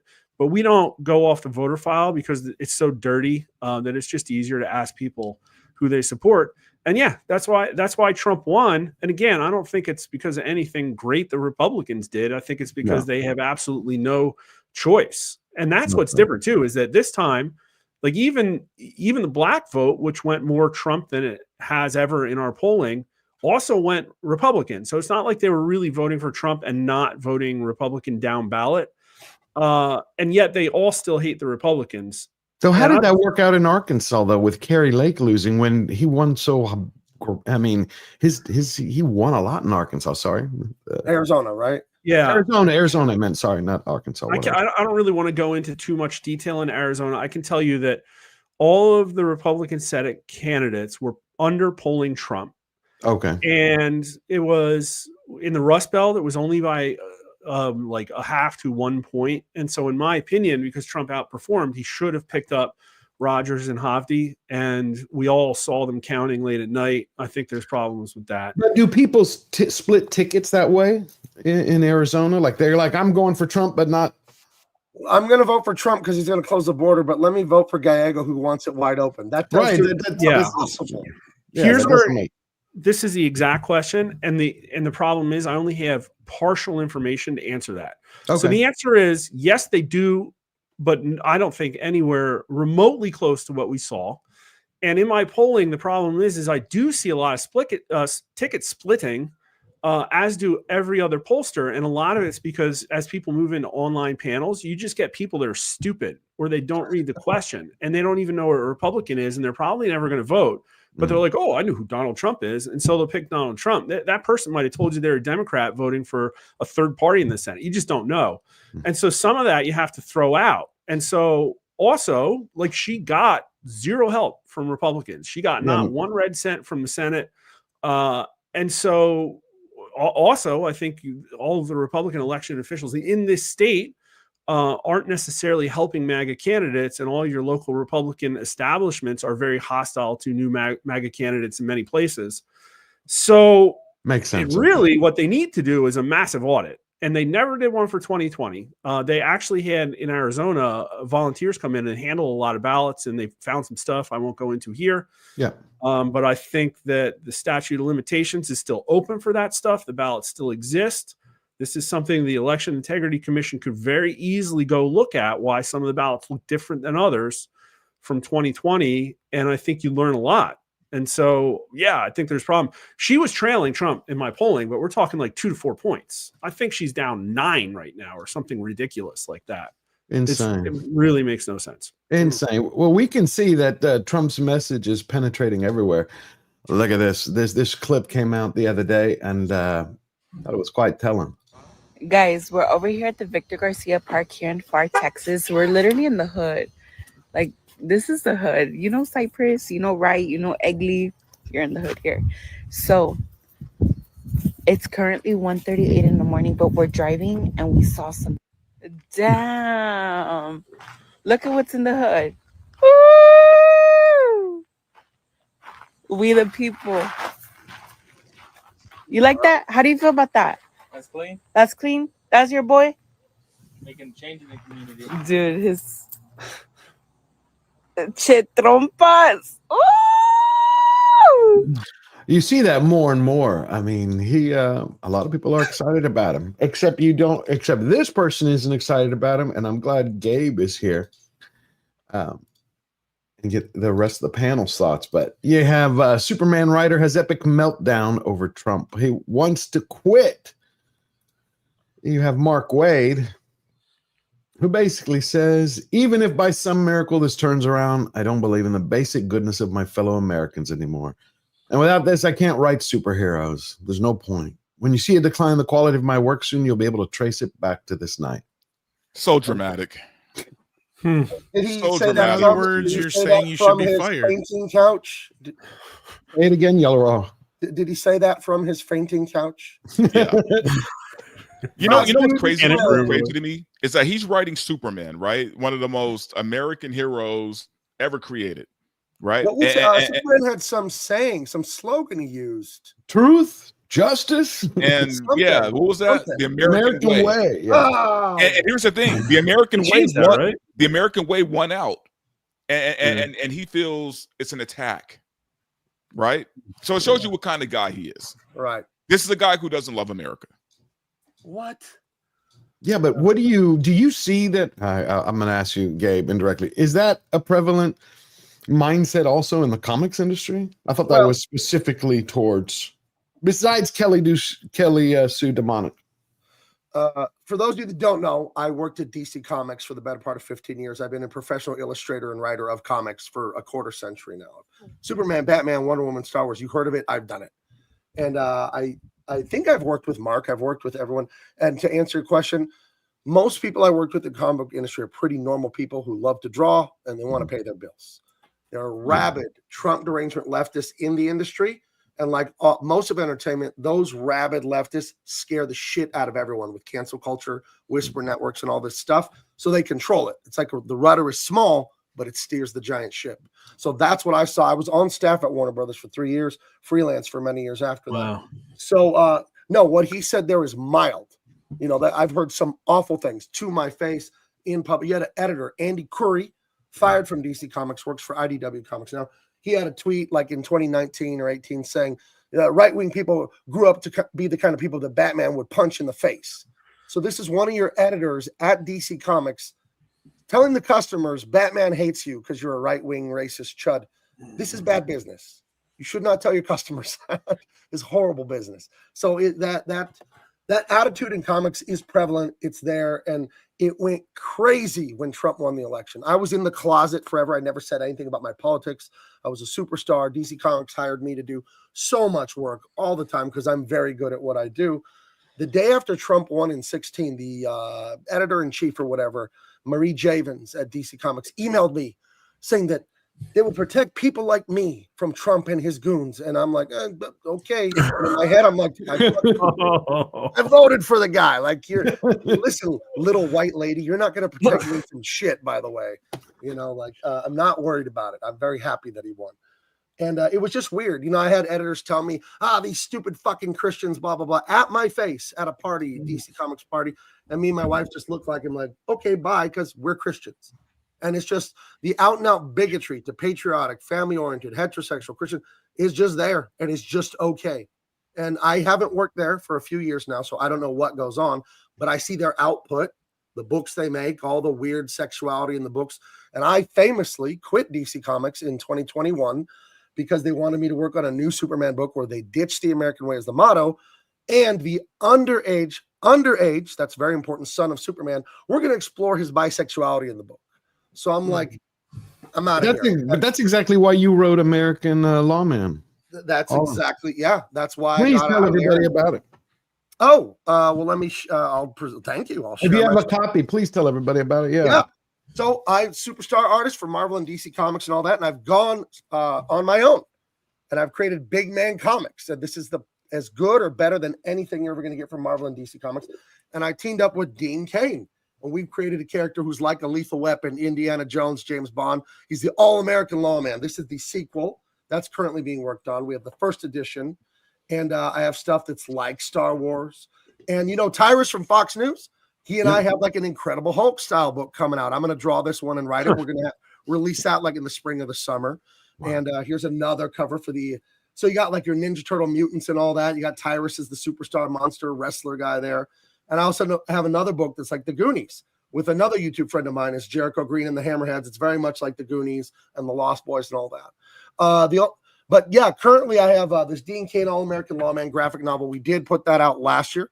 It's like a 116-page story, beautifully illustrated and colored and amazing. You know, these are people who worked at Disney and Warner Brothers and all that. So it's super high quality. And right now I have this Christmas version here. It's got a super foil cover and all that's very limited. And that's what you see right here. We do a variant cover. So when you do comics, you do different kind of covers for collectors. Wow, the foil cover, man. I haven't seen that since the 90s. You want to, George, can you make my screen big so people can see this? Let's bring him up so everybody can see him. Yeah. So I love this. This is a sample from the printer. There's no book inside. They send you a sample so you can approve it. So they sent me this the other day. And yeah, the camera doesn't do it justice. This thing is gorgeous. And if you order anything at bigmancomics.com by November 30th, you will get it before Christmas, domestic only. Domestic only. International, that gets crazy. But yeah, absolutely. I have awesome comic books. You know, and this is why I was asked you earlier, Mark, about conservatives need to understand politics are downstream from culture. When you brainwash people, oh, black guy, you can't succeed. The white man's going to get you. The white man's going to get you. Republican. They vote Democrat. And you will vote away your gun rights. You'll vote away your freedom of speech. You'll vote away all of it if you're sitting there watching Netflix, reading shitty comic books, listening to shitty music that is controlled by elites that understand to program you with this. I don't preach in mine. I don't go, oh, Democrats suck, oh, Republicans. I don't do that in mine. Mine feel exactly like Indiana Jones from the 80s, exactly like Star Wars from the 70s and the 80s. They're just fun, rip-roaring. I'm an award-winning writer and artist, so you know this is the highest quality. And we got to take it back. I need more artists, more writers, everyone, more actors, more singers that don't have the agenda to brainwash. You know, just my goal is one thing, to entertain. That's what I want to do. That's how God made me. I love doing it. So can I show you one other thing that's hilarious? Yeah. I was up in Monterey. My 28th wedding anniversary was this last Wednesday. And I sell these shirts on my website, the Anti-Socialist Social Club. And it was really fun to wear this up around Monterey in the Bay Area. Oh, God. I'm a big guy. I'm 6'4", you know, I lift weights and all that. And I would get looks from these liberal, hippie, college professor looking people. They'd look at me wearing the shirt and they'd be like, you know, they want to tell me something, but they wouldn't say anything. And you can join my club. You get this shirt on my website too. You know what I mean? You can get that. We have those in stock. I'll ship them out right away. Join the Anti-Socialist Social Club. I am the founder. And to join, you just need a shirt. So I'm sure that went over real well in San Francisco. Oh, I love wearing it up there. But when my wife and I walked into restaurants, I'd zip my hoodie up. You're not spitting in my food behind that wall where I can't see you. Yeah, no. Preach you gotta be careful with those, man. Yeah. And you know what? And I gotta say too, man, I've been reading comics since 1983.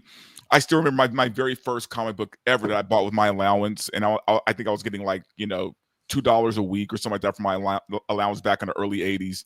The first comic I ever bought was a Thor comic, and I fell in love with comics ever since.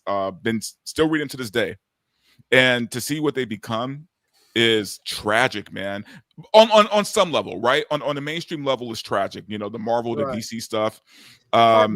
It's bad. You know, I mostly read original American art form. They were invented by Americans, comic books, back in the 1920s. Like, and they were much pride in it. And they were meant to be like an escape from reality, man. And which is why I mostly read Image comics these days. But I just remember, you know, for me growing up in the hood, you know, surrounded by gangbangers, dope dealers, the whole deal, comic books were my escape from reality, right? Like that's where I went to get away from all the garbage that was going on around me, right? And those superheroes, man, those, like, you know, Daredevil, especially the street level heroes, man, that cleaned up the gangsters and drug dealers. Those appealed to me because of where I lived, and I wanted to be like those guys who made things safer, right? And there was a righteousness to the superheroes and the comic books, man. And to see what it's become now is pretty tragic, man, because it's basically now it's all about identity, and virtual signaling and othering and making half the country look like they're all villains when they're not. Of course, but that's why they lost. They've had plot points in there or all the time. You know, Captain America is going to fight some guys, and they're all white guys with red hats, and he busts up their violent whatever. And it's just everything's an inversion. Everything is perverted and backwards. That's why I quit. I walked away from my childhood dream. I made a lot of money. I make more now as an independent, but I made 6 figures working for DC and Image and Marvel and all that. And I just walked away. I couldn't do it. I remember talking to my dad about it. I got the script. I'm working on the book. I said, Dad, I don't want to do this. They got like a teenage bisexual romance in a Superman comic, you know, and my dad's very religious. I'm religious. I'm like, what do I do? So don't just quit. He says, write them a letter, thank them for the years, and finish your contract. So that's what I did. But then they're like, no, you don't need to finish. So then they just paid me out and I took off. So, and thank God, it's one of the best decisions I ever made. So Well, great. I'm Well, glad. let me ask you this though, Gabe. Like, so with things changing, right? Like with Trump being in office now, like, because I have a feeling there's going to be like this domino effect of different things happening, right? I think like we're seeing it right now with Stallone, right? Stallone speaking out. You know, we're probably going to see more celebrities start to kind of find their balls, if you will, and they're going to publicly support Trump, right? Because a lot of celebrities haven't done that, you know, and the ones that have risked their careers, man. Like what's his name? Like Zachary Levi. Right. You know, he's still probably not going to recover from this. But so I see film changing for sure. Do you see the comic book industry changing at all, or? I don't know, because the people there that are like the editors that are in charge, like some of them, like I know very few people in comics that are like conservative, Christian, patriotic, and all that. And you really don't. I get private messages once in a while. Like, How about if they just entertain? You Right. know, they leave their politics Right. out or Right. their religious beliefs or Right. whatever they are. Just entertain. Is that what? I think that's what Verbal's saying. Are you going to get back a golden age of? Yeah. comic Are we going to book? get back to like just good writing? I want to think so, but those people that are there that are the dyed in the wool commie SJW DEI, they got to leave, because I don't think those kind of people change. Yeah. I think They didn't those get the people are message. psychotic. You know what I Okay. mean? So you think they're going to double down? Oh, I think so. I think you're going to get stories in the next couple of years about we're protecting the marginalized whatever from the racist chuds and blah, blah, blah. And like they're always symbolizing Christians, conservative patriots as the villains in the book now. Right. Like I couldn't imagine me writing fiction where I'm putting my audience and customers as the villains. It's like, Remember, it's though, beyond that's where foolish. 90% of the people who voted for Kamala are from, though. There's all this bubble inside of Hollywood and New York. Right. And that's where most of these creative people are. And you're 100% right. Like, a lot of these people are going to double down. Hopefully, they just get fired. Because after a while, it's just going to get to a point, because a lot of the... I think we're going to see a weird kind of thing in the next few years with Hollywood. Because you're going to see Disney and certain other companies double down on certain things, and they're going to kind of back off, and they're going to fail. It's just going to depend on if they keep going so hard in the paint that they just destroy Hollywood. Because we've seen so many people like, you know, Zachary Levi and all those guys saying like, you're Hollywood's dead. It's on the way out. It's dying. Yeah. Well, And you saw if what they those keep- celebrity endorsements did. Nothing. Yeah. They did nothing.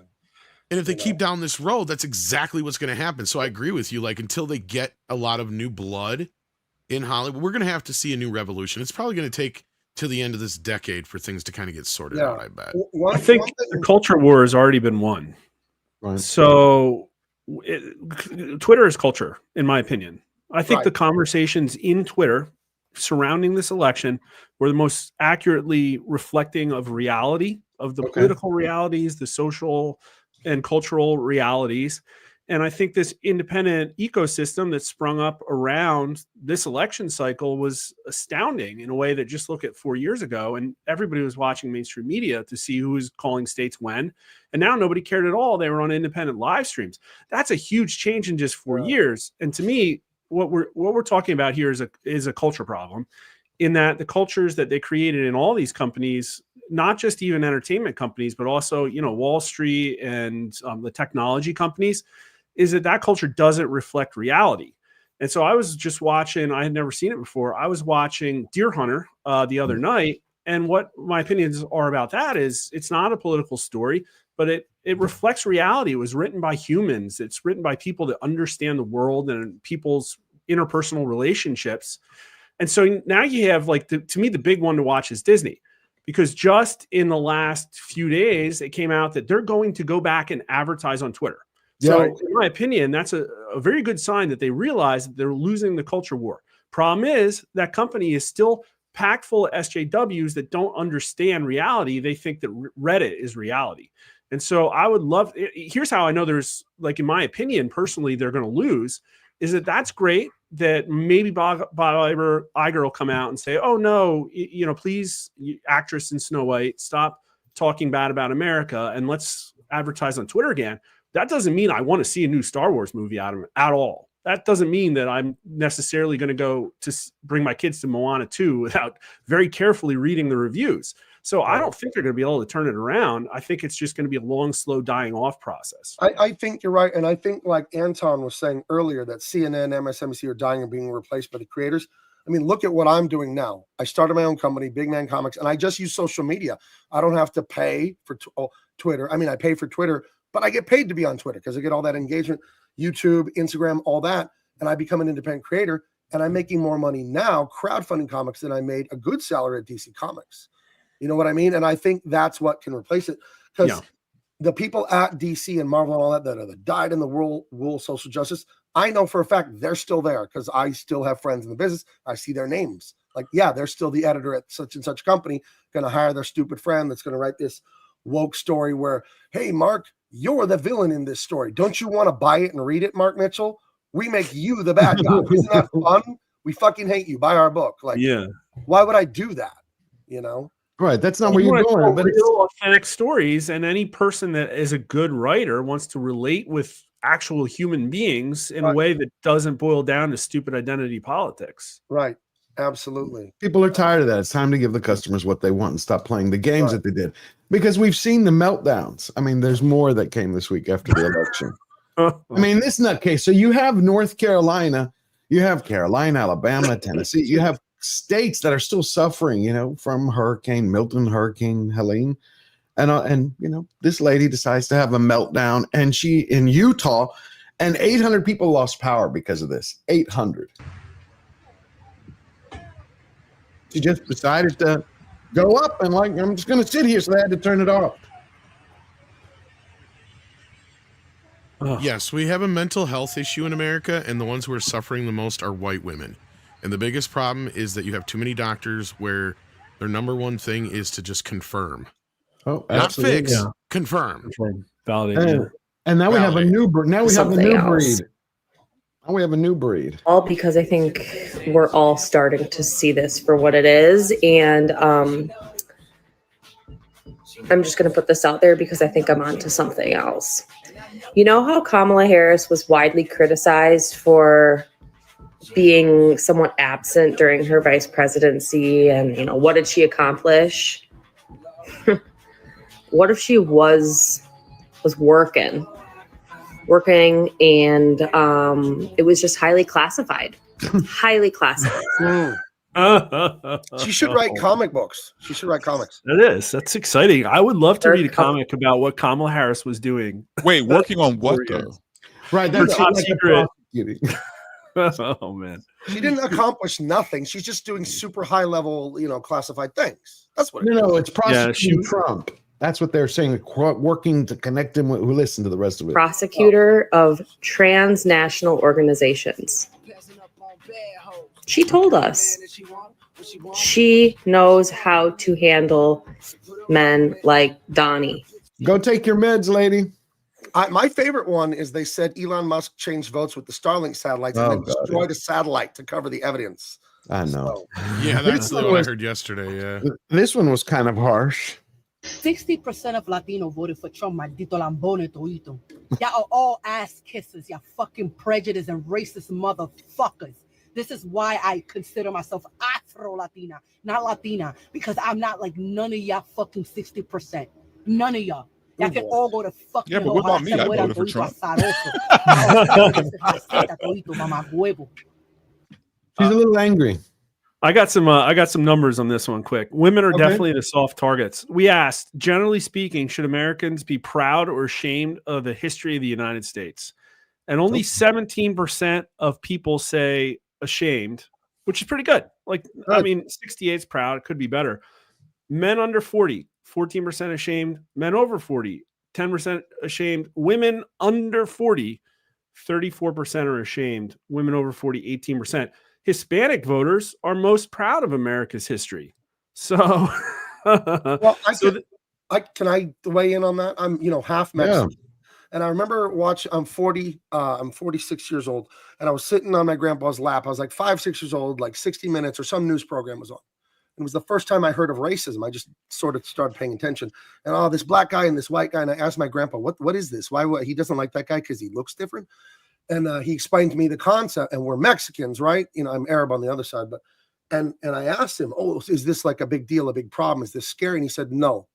He said, there are bad people that are black, that are white, that are every color. Everything. It doesn't matter. And he told me we wouldn't be anything if it wasn't for the good white people that helped me. You know what I mean? So, so I was taught early and often that this is the greatest country ever. And that, you know, they came from Mexico, some of my relatives, and that he fought in World War II and all that. And they built a business here and they were very successful, my grandparents. And I think the Latinos that come from south of the border, from Mexico, from those horribly impoverished countries where you can work your ass off and not make it, they come here, they work their ass off, and they can buy a house. They can send their son. My wife is Mexican, Indian reservations where she grew up. She's the first person in her family to graduate from college. And like we who come from that, like we get it. My dad escaped Gaddafi's dictatorship in Libya. Oh, wow. They killed my grandfather. They killed my dad's friends, chopping them up in the middle of the night. So like, we get it. We get it. Like, this is a lot better than that. And but that's why you understand it, Gabe. That's why you understand it. You just apply yourself here, and then you own Big Man Comics. And then you own Big Man Comics, and then you get to work with Superman. I get to draw in my house for a living. You understand what a gift that is? Like, that's but also I think we could look at things like pretty objectively, man. I mean, it's like, yes, America does have a shitty past. Let's be honest here. Okay, I mean, it does. Like, there's some things that America should definitely not be proud of, right? But there's also things it should be proud of, right? And the things that we have accomplished, right? And how much different things are now as opposed to how they were even, like, say 50 years ago, right? So people act like change hasn't happened, okay? Right. And they keep talking about one day we'll reach the promised land of change. No, we've already have. Change has happened. If I wanted to right now, I could start any business I want to, and whether it fails or succeeds, it's on me. Right? I'm not worried about the white man holding back my loans, or you know what I mean? Like we have reached a different place than we were, you know, way back in the day. So I don't understand why most Americans can't admit, there were some shitty things that went on in America. Yeah, but the point is, but at the same time, things are better today than they ever were. Well, the problem is the age signal. It's the age. The young people are the ones that are ashamed of America's history, not people who which is weird. Experience much more systematic racism. That's the problem. And so, in my opinion, this is education, and there are soft targets. It's women under 40 are far and away more than anybody else buying the party line that they're getting. Like, just like you were talking about, Gabe, you're raised by your family. This isn't ideas that were coming from public education or from the colleges, and that's the problem. If you read the communist literature, they talk about the long march to the institutions. And what they understand is, hey, it's Oklahoma, it's red, but we're going to have a drag show at the library. You know why? Because the one fucking commie in Oklahoma ran for that and got the position as the librarian. They understand how to do this. They go into DC Comics. They become an editor. Andy Curry, he lets in the girl from Gamergate and all that stuff, and she starts writing shitty woke comics. Because they look at the long term. And this is a centuries-long plan to get into the university, get into television, get into movies, get into the institutions, and get the levers of power. We don't need to outnumber people if we're the ones hiring to make the movie. All we got to do is be the manager and the hiring manager. Wait, 1 second. I'm going to say every country has history. The difference is, I think, with America is that we fought decade after decade to improve it. Not everybody does. Some continue it. We had that, but it was to perfect our union, to reach as close as we could. Come on, let's look at the reality of it now, right? We had slavery, but then we fought it. People died for it. We had Jim Crow, and then people fought it. There are other countries today. We have more slaves today in the world. We're talking about 12 million children, 20 million women, more than in the height of the Roman Empire right now. You can thank Obama's foreign policy destroyed my dad's country, Libya. And my dad's best childhood friend was the prime minister for a minute there, Mustafa, what's his name? And you can buy slaves on the street now in my dad's hometown of Tripoli. Yeah, right you now, can. You can. And absolutely. So Obama brought slavery back. So you didn't know that? Verbal. Nigeria, Libya. You have it in one part of Mongolia. You have it in several parts of China. You can go now. There are slave markets. Children, 10 years old, 12 years. Yes. Open. That's insane, man. Like shit. I was going to piggyback off what you said, George, because I was about to say the same thing. That the thing is, every country has a problematic past. Every country, right? It's not just America. It's not like we're the only country. I just think that we, at least in this country, have grown a lot from that time, and where things are now are very different than where they used to be. And some people's, I guess, it's profitable to make people think that nothing has changed since 1960 or 1950, right? Yeah, money. And this is what the Democrats ran on. Yes, sir. Like, and they continue to run on that. That, hey, you know what, black folks? Sure, your lives are better now, but don't forget, what they did. Don't forget that you're still a slave, right? And this is what Democrats do to keep black people in their place. You know what? MSW 215 actually in the chat says it correctly too. We also have a different type of serf in this country, of servitude. It's when you get big business in the hands with the leftist politicians and special interest groups that bring over illegal immigration to take $2 to $3 an hour jobs and then work them. Like, if you don't do what I tell you, I'm going to report you. A horrible thing. It's on both sides. It's not only bad for the country, it's bad for just human beings. Well, we the know H-1B is abused too.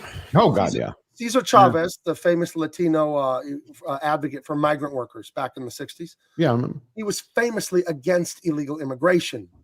He's a Mexican working in the farms in the fields of the California's great farm industry, and he was so against illegal immigration because he understood what it did to those wages. You know what I mean? And let me, I'll ask a quick question if you don't mind, George. I want to ask everyone on the panel. I have a unified field theory like they have in physics. Unified field theory of everything that's wrong with the culture is fathers. The left's destruction of the father, no fault divorce. Every dad is Homer Simpson, Al Bundy, a bumbling fucking idiot. Father doesn't know best. Rebellion, rebellion, rebellion.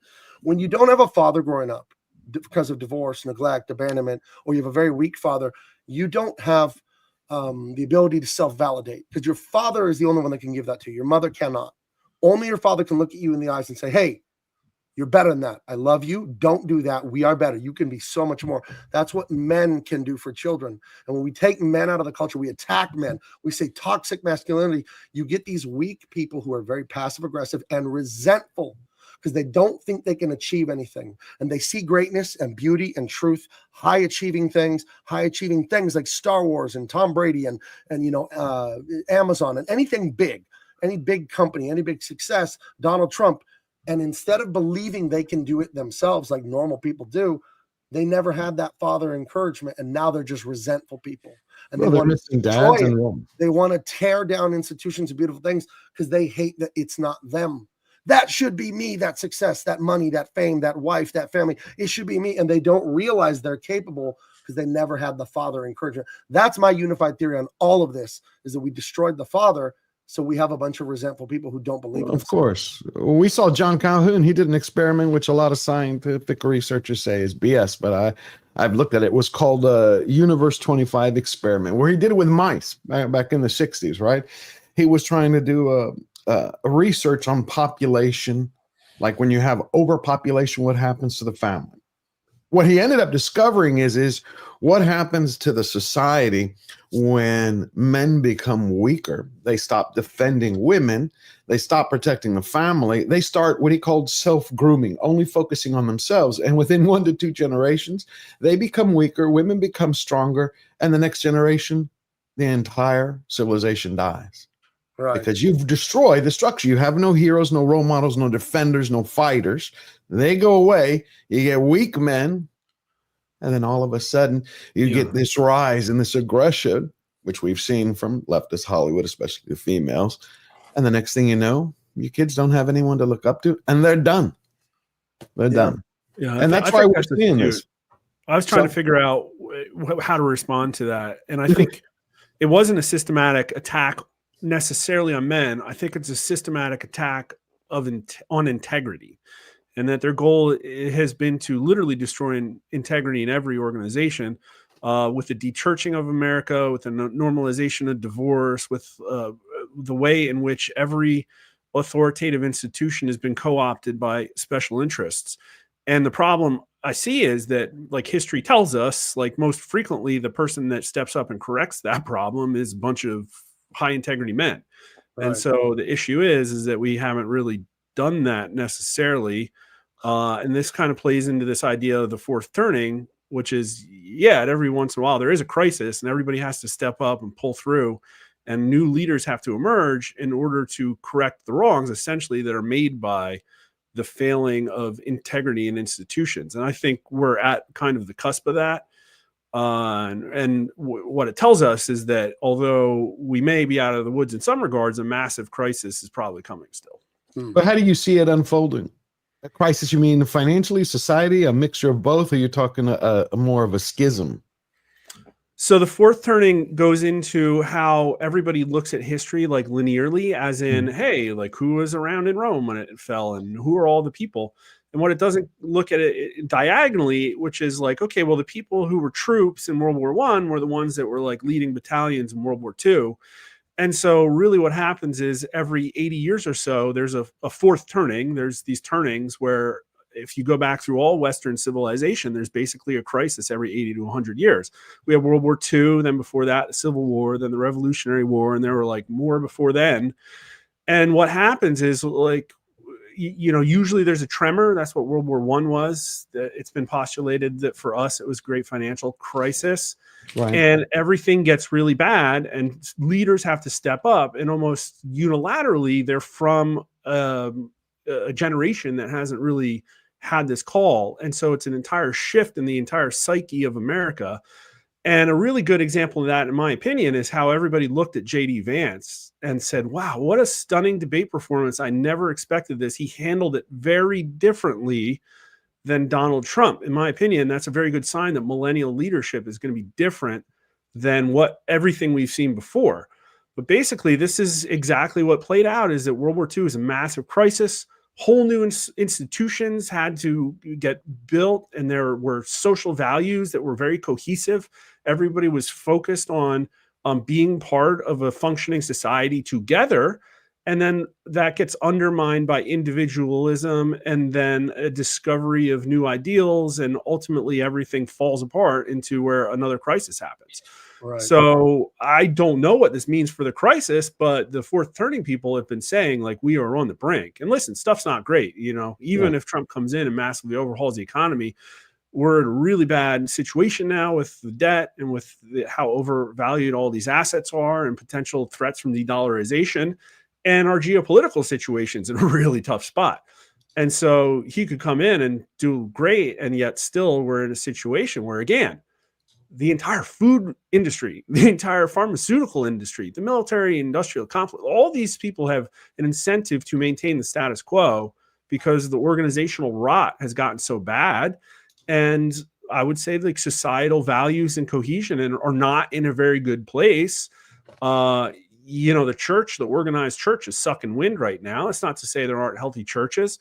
And so like, we don't know, like it should get crazy based on past history. Yeah. Well, I see what you're saying. I also think it's going to be, very good for the country. I think you would all agree what Trump is planning, the year-long celebration of America, culminating, you know, in the Iowa America Fair. Think about all that patriotism, that resurgence of love, because you're going to need that to go through a hard time. So go through the correction.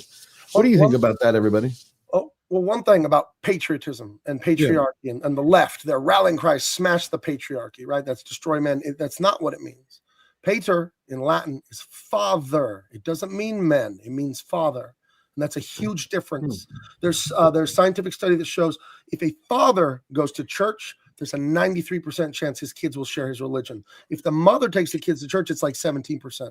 Culture, religion is passed from the father. There's a reason it's called cultural patrimony. Pater is father. Your mother doesn't give you your culture. Your mother tells you you're perfect. She carried you in her womb. She breastfed you. There's no way she can't just love you no matter how terrible you are.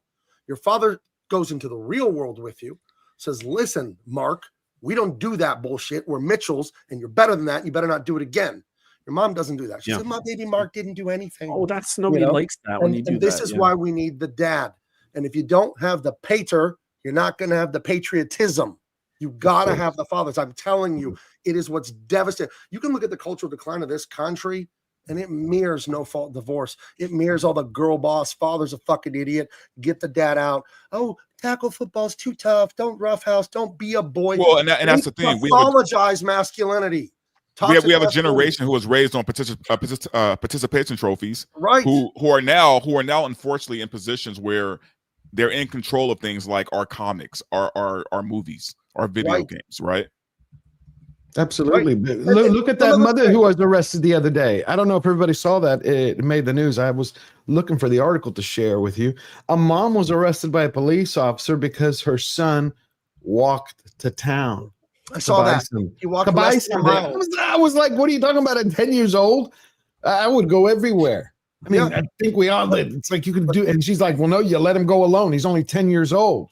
Well, dude, Gen X, man, we like they say, we're feral children, man. We were just let out into the world and was told to be home by the time the lights come on, the street lights come on, right? Don't talk to strangers. Be so careful. we were just out there roaming, man. We were nomads, right? And it was awesome. And we didn't die and get kidnapped and no.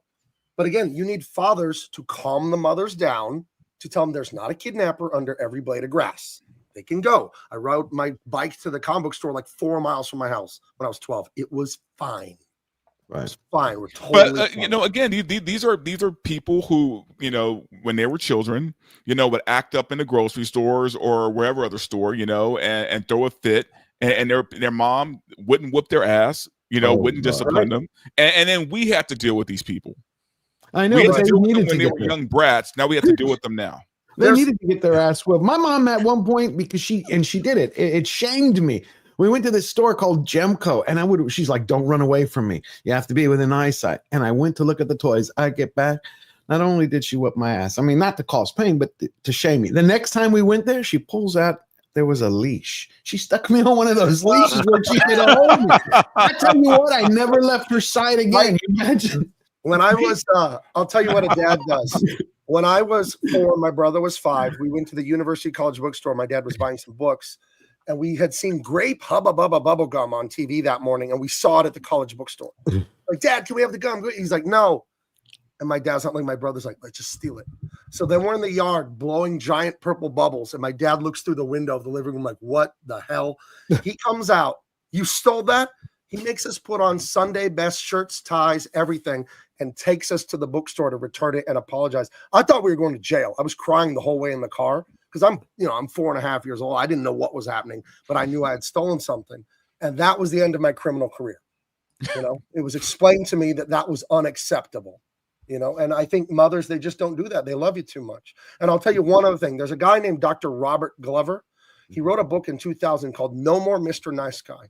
And he breaks down the post-World War II destruction of men and masculinity and the validation seeking that men do nowadays. It comes from not having that validation when you were a kid. You're supposed to get validated for free when you're a toddler and an infant. You get your diaper changed, you get fed, you get loved and all that. But then that gives you self-reliance, self-assurance. It gives you a self-identity. And then you don't need validation. You don't need the virtue signal. You don't need to say what's popular. You can just be like Trump and say what the fuck you want, and you don't care what anyone says. And the reason we lost that in men is because they're not getting validated by their dad when they're little. They're not getting validated correctly by parents when they're little. They're being neglected, and they, for the rest of their life, will seek external validation. And that's a big part of this social justice warrior virtue signal. I've done deep study on this. I've talked to Dr. Glover himself. I recommend this book to so many men. Even if you had a good father, a good grandfather like me, you should check out No More Mr. Nice Guy.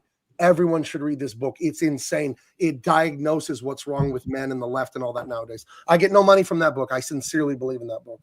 No, that's good. We need that. Come on, you have to have a foundation. Every home needs a foundation. Without it, it goes nowhere. We're going to read a few super chats and then touch on the last subject. Bring them up, Fletcher. Max Redstone for $2. Tyson versus Ditka before the heart attack.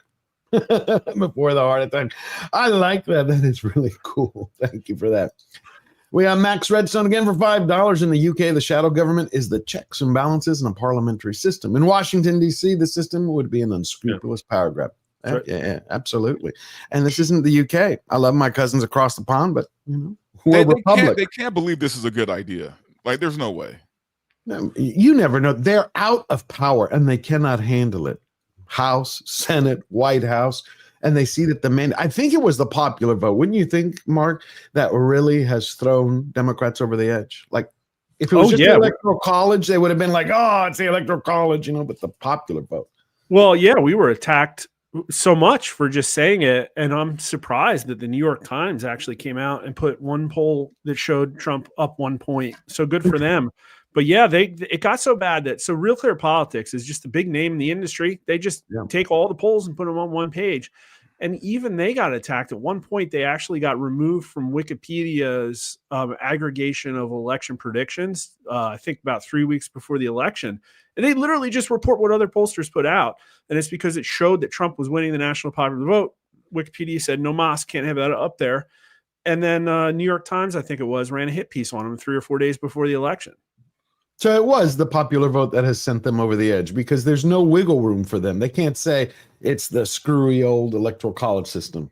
They can't. Well, I think it's like the biggest blow because they lost the moral authority. That's the big one. And so I think that's the public opinion win of the national popular vote. But quite frankly, I think in retrospect, what we're all going to find is that it was just barely too big to rig, specifically in Wisconsin. If you look at the charts there, pending further analysis. Well, I'd love to have you back and we can break that down during the week one time. I would love to look at that. Abduleo for $5. I'm seeing a lot of still counting and seats being stolen on X. Is there a real danger of losing what was won before, or is it just to cause fear? Yeah, I don't know why they are doing, listen, they can, so they're doing it. And certainly I think it's been to the detriment of the Republican Senate majority lead. But what they're also doing is undermining any argument that they're making for the National Popular Vote Interstate Compact. I joked this week, I think that should be renamed Everybody Sit Around and Watch California Count Compact, because they still got 1 million votes to count. It's ridiculous. This is, if we were waiting on California right now to figure out who won the presidential election, it would be civil war. Right. In Pennsylvania, aren't they? Don't we still have Casey and what is it, McCormick? Yeah, I think that's kind of slowed down. I think everybody acknowledges that McCormick won there, but I think McCasey refused to concede and is calling in Mark Elias, and they're probably trying to cure illegal votes that came in after the date or didn't have the right stuff. They should call McCormick a racist. I heard that works. Yeah. Thank you, I'm sure they did. It always does, right? I'm sure they called him that many times. Thank you, Abduleo. John Maynard for $5. Has someone check on Ron Coleman's progress for the Dems stealing the PA vote? Right, our buddy Ron Coleman. Ron, I love him. Yeah.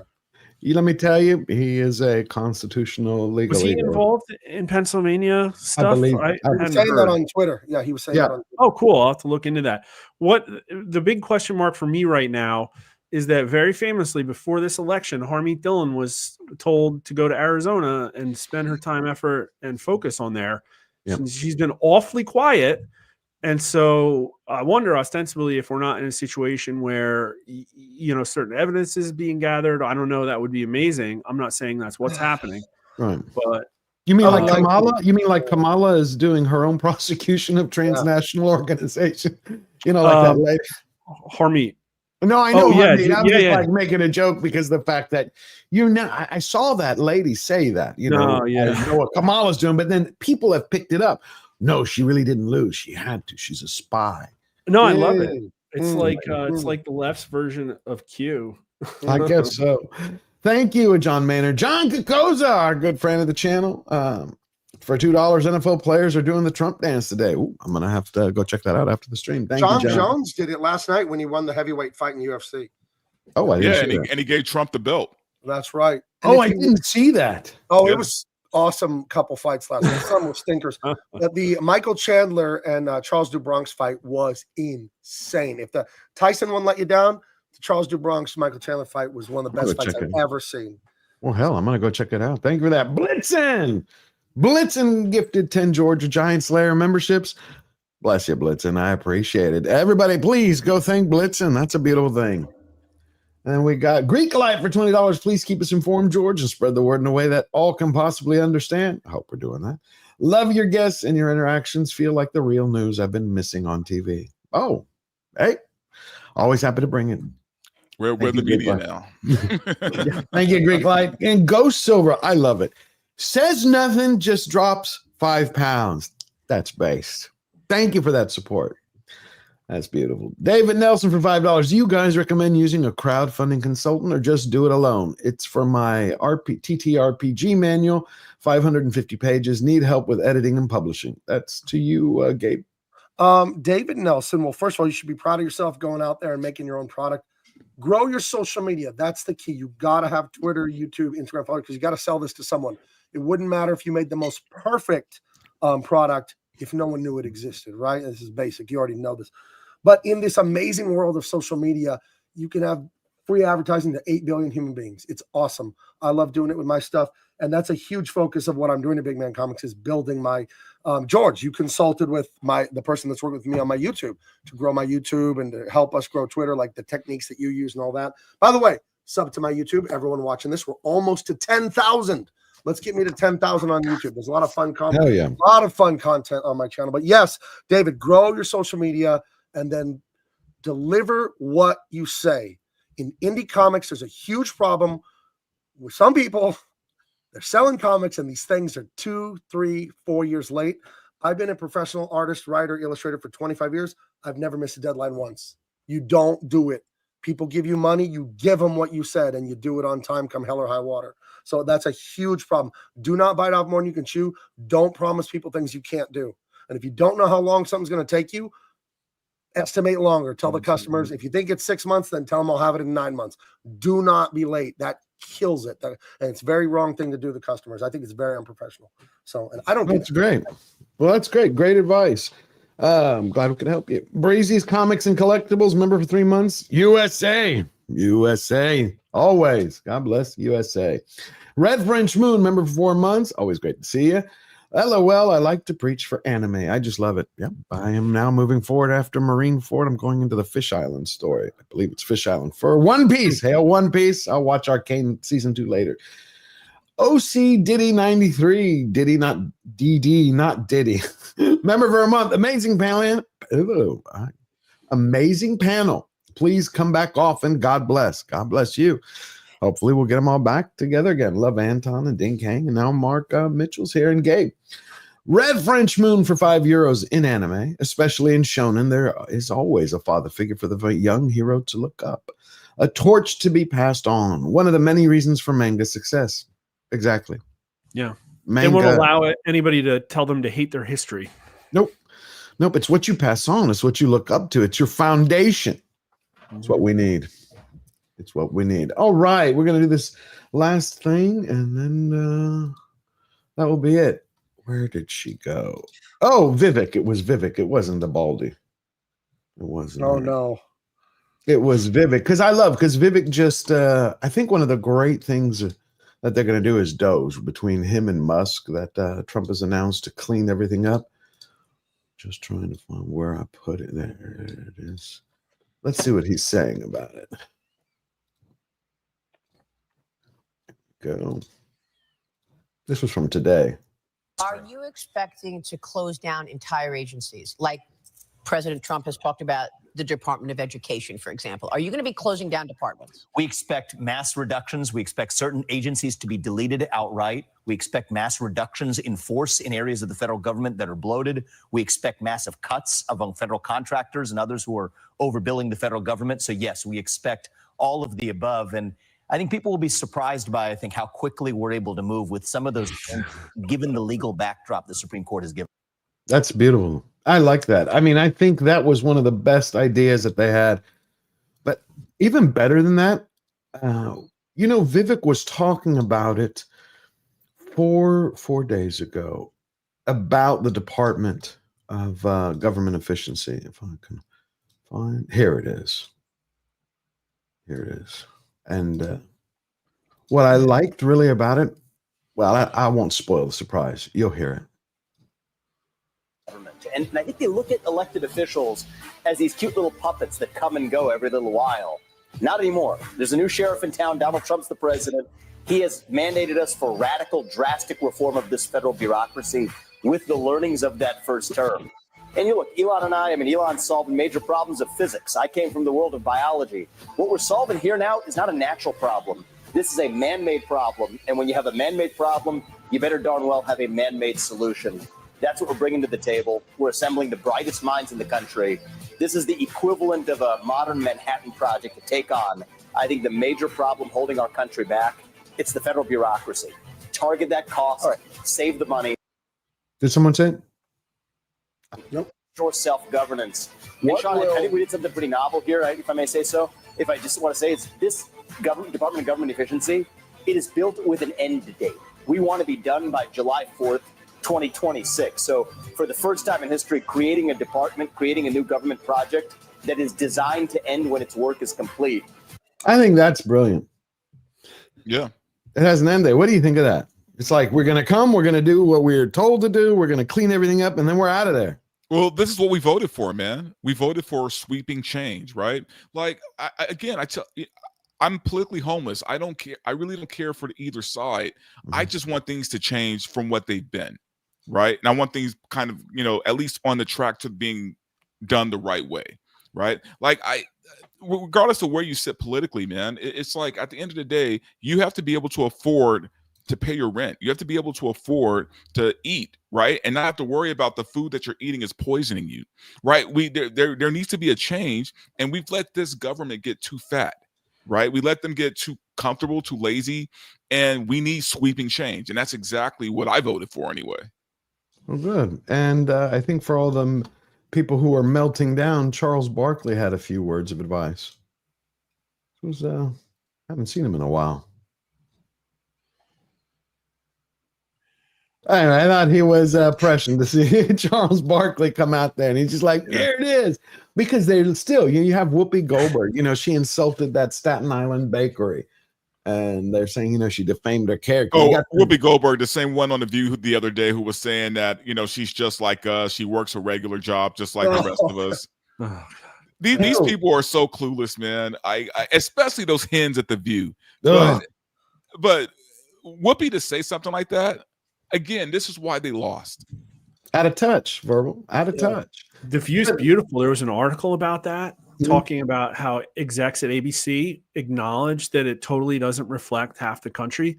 But what's funny is they have no idea how to fix it. They literally say in the article that the execs acknowledge that the culture in the newsroom is unable to put out things that understand Trumpism. It's really crazy. And that's what we've been talking about this whole time. They can't fix it.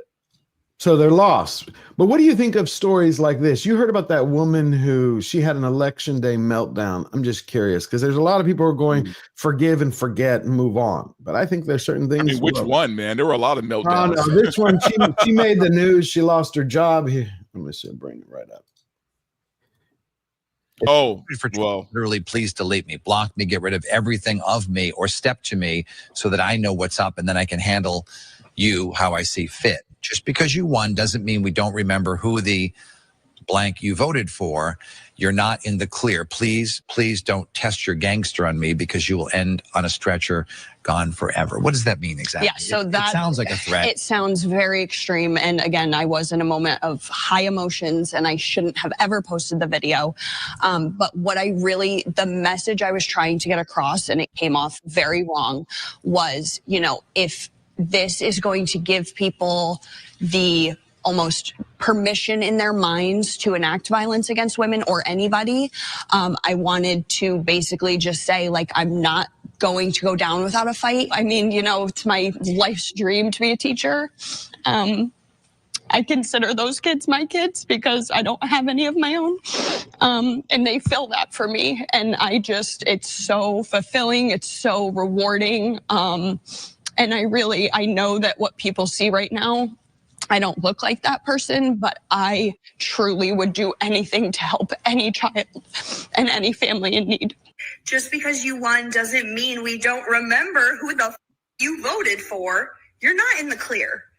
And just please don't test your gangster on me, because you will end on a stretcher, gone forever. Yeah, she looks real remorseful if you voted there. Yeah, no, I think she's full of shit.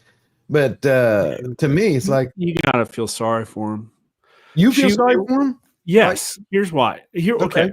There's the politics, and there's everybody out there who voted, who should be Christian, be magnanimous, not inflame the situation, because you got to understand what these people went through is one of the biggest psychological operations in history that's ever been done on the American people. And there's people can go to our site, rasmussenreports.com, look up American Thinker. I think it was a September polls we did, all the state polls. And we asked, which news media channel are you most likely to trust? CNN, MSNBC, Fox News, or Newsmax?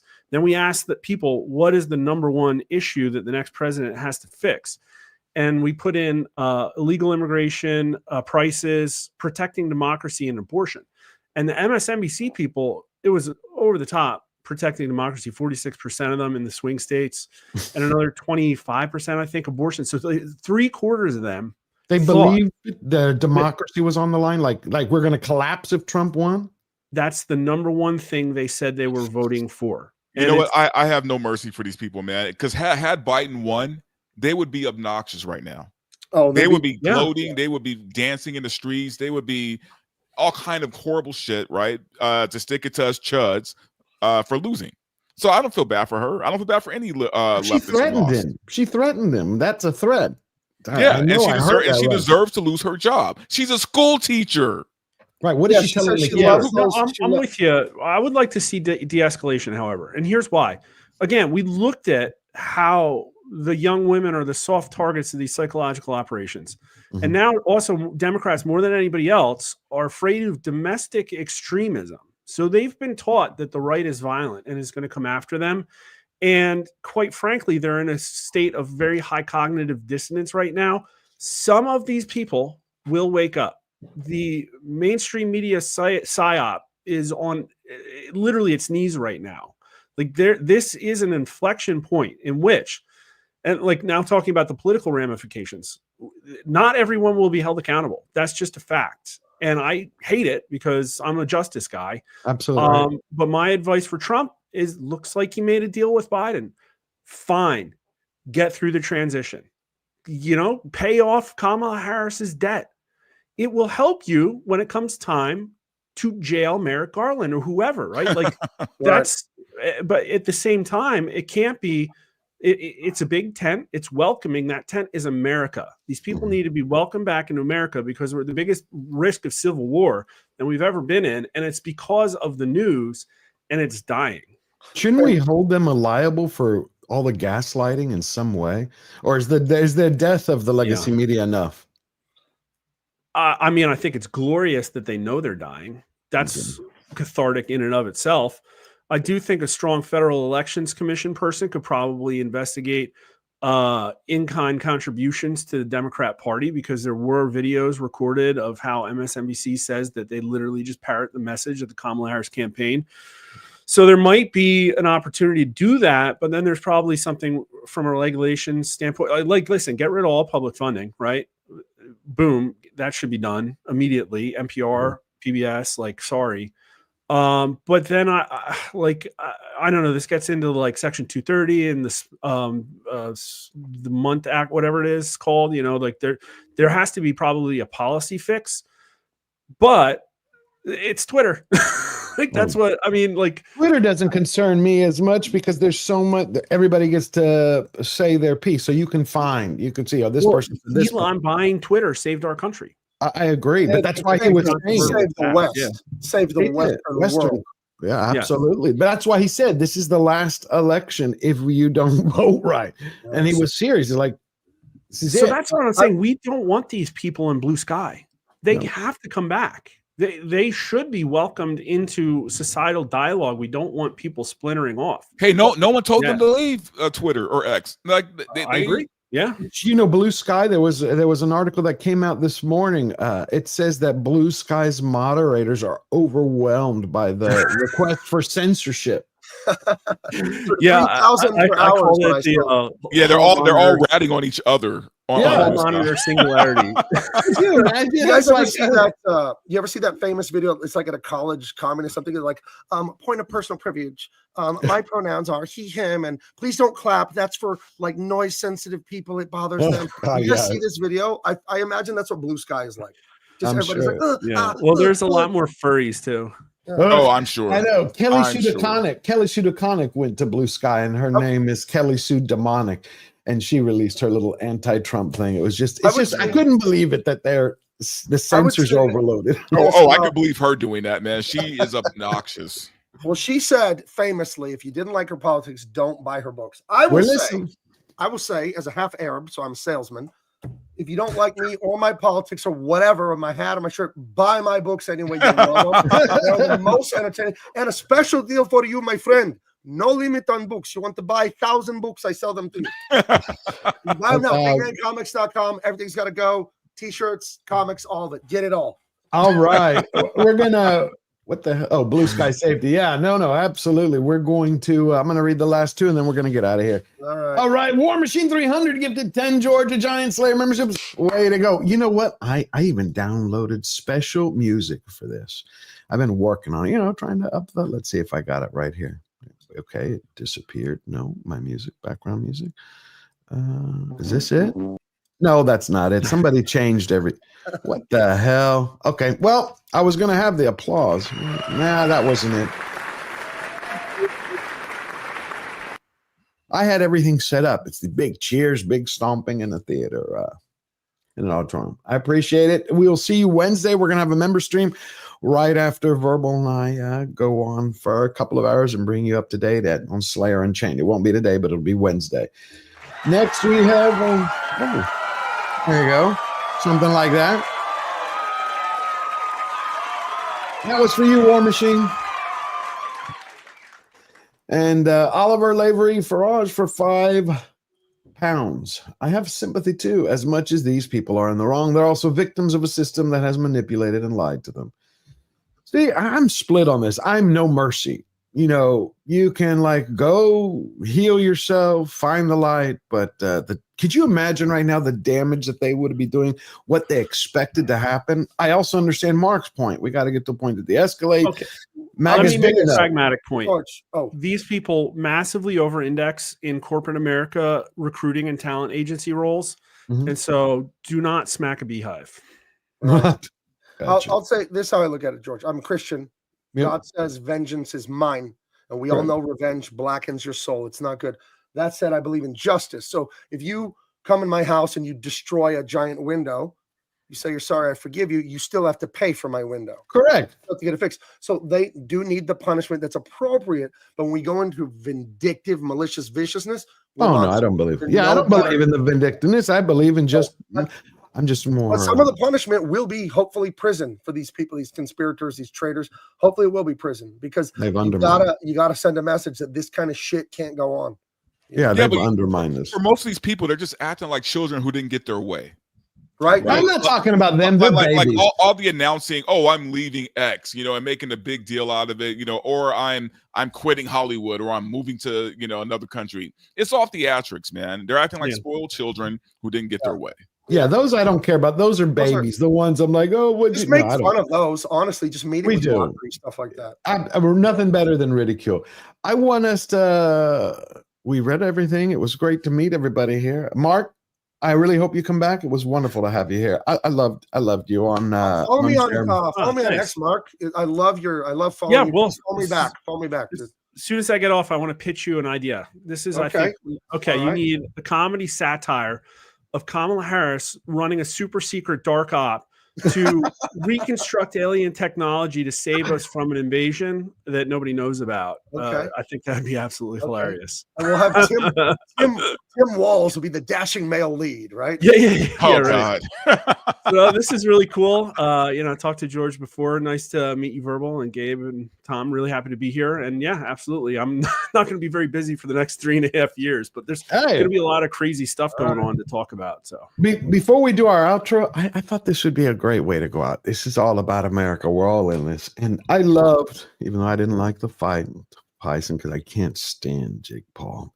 I love Mike Tyson. I thought we needed a little inspiration before we do our outro, and everybody tells us where they're at, where you can subscribe to them. Hold on.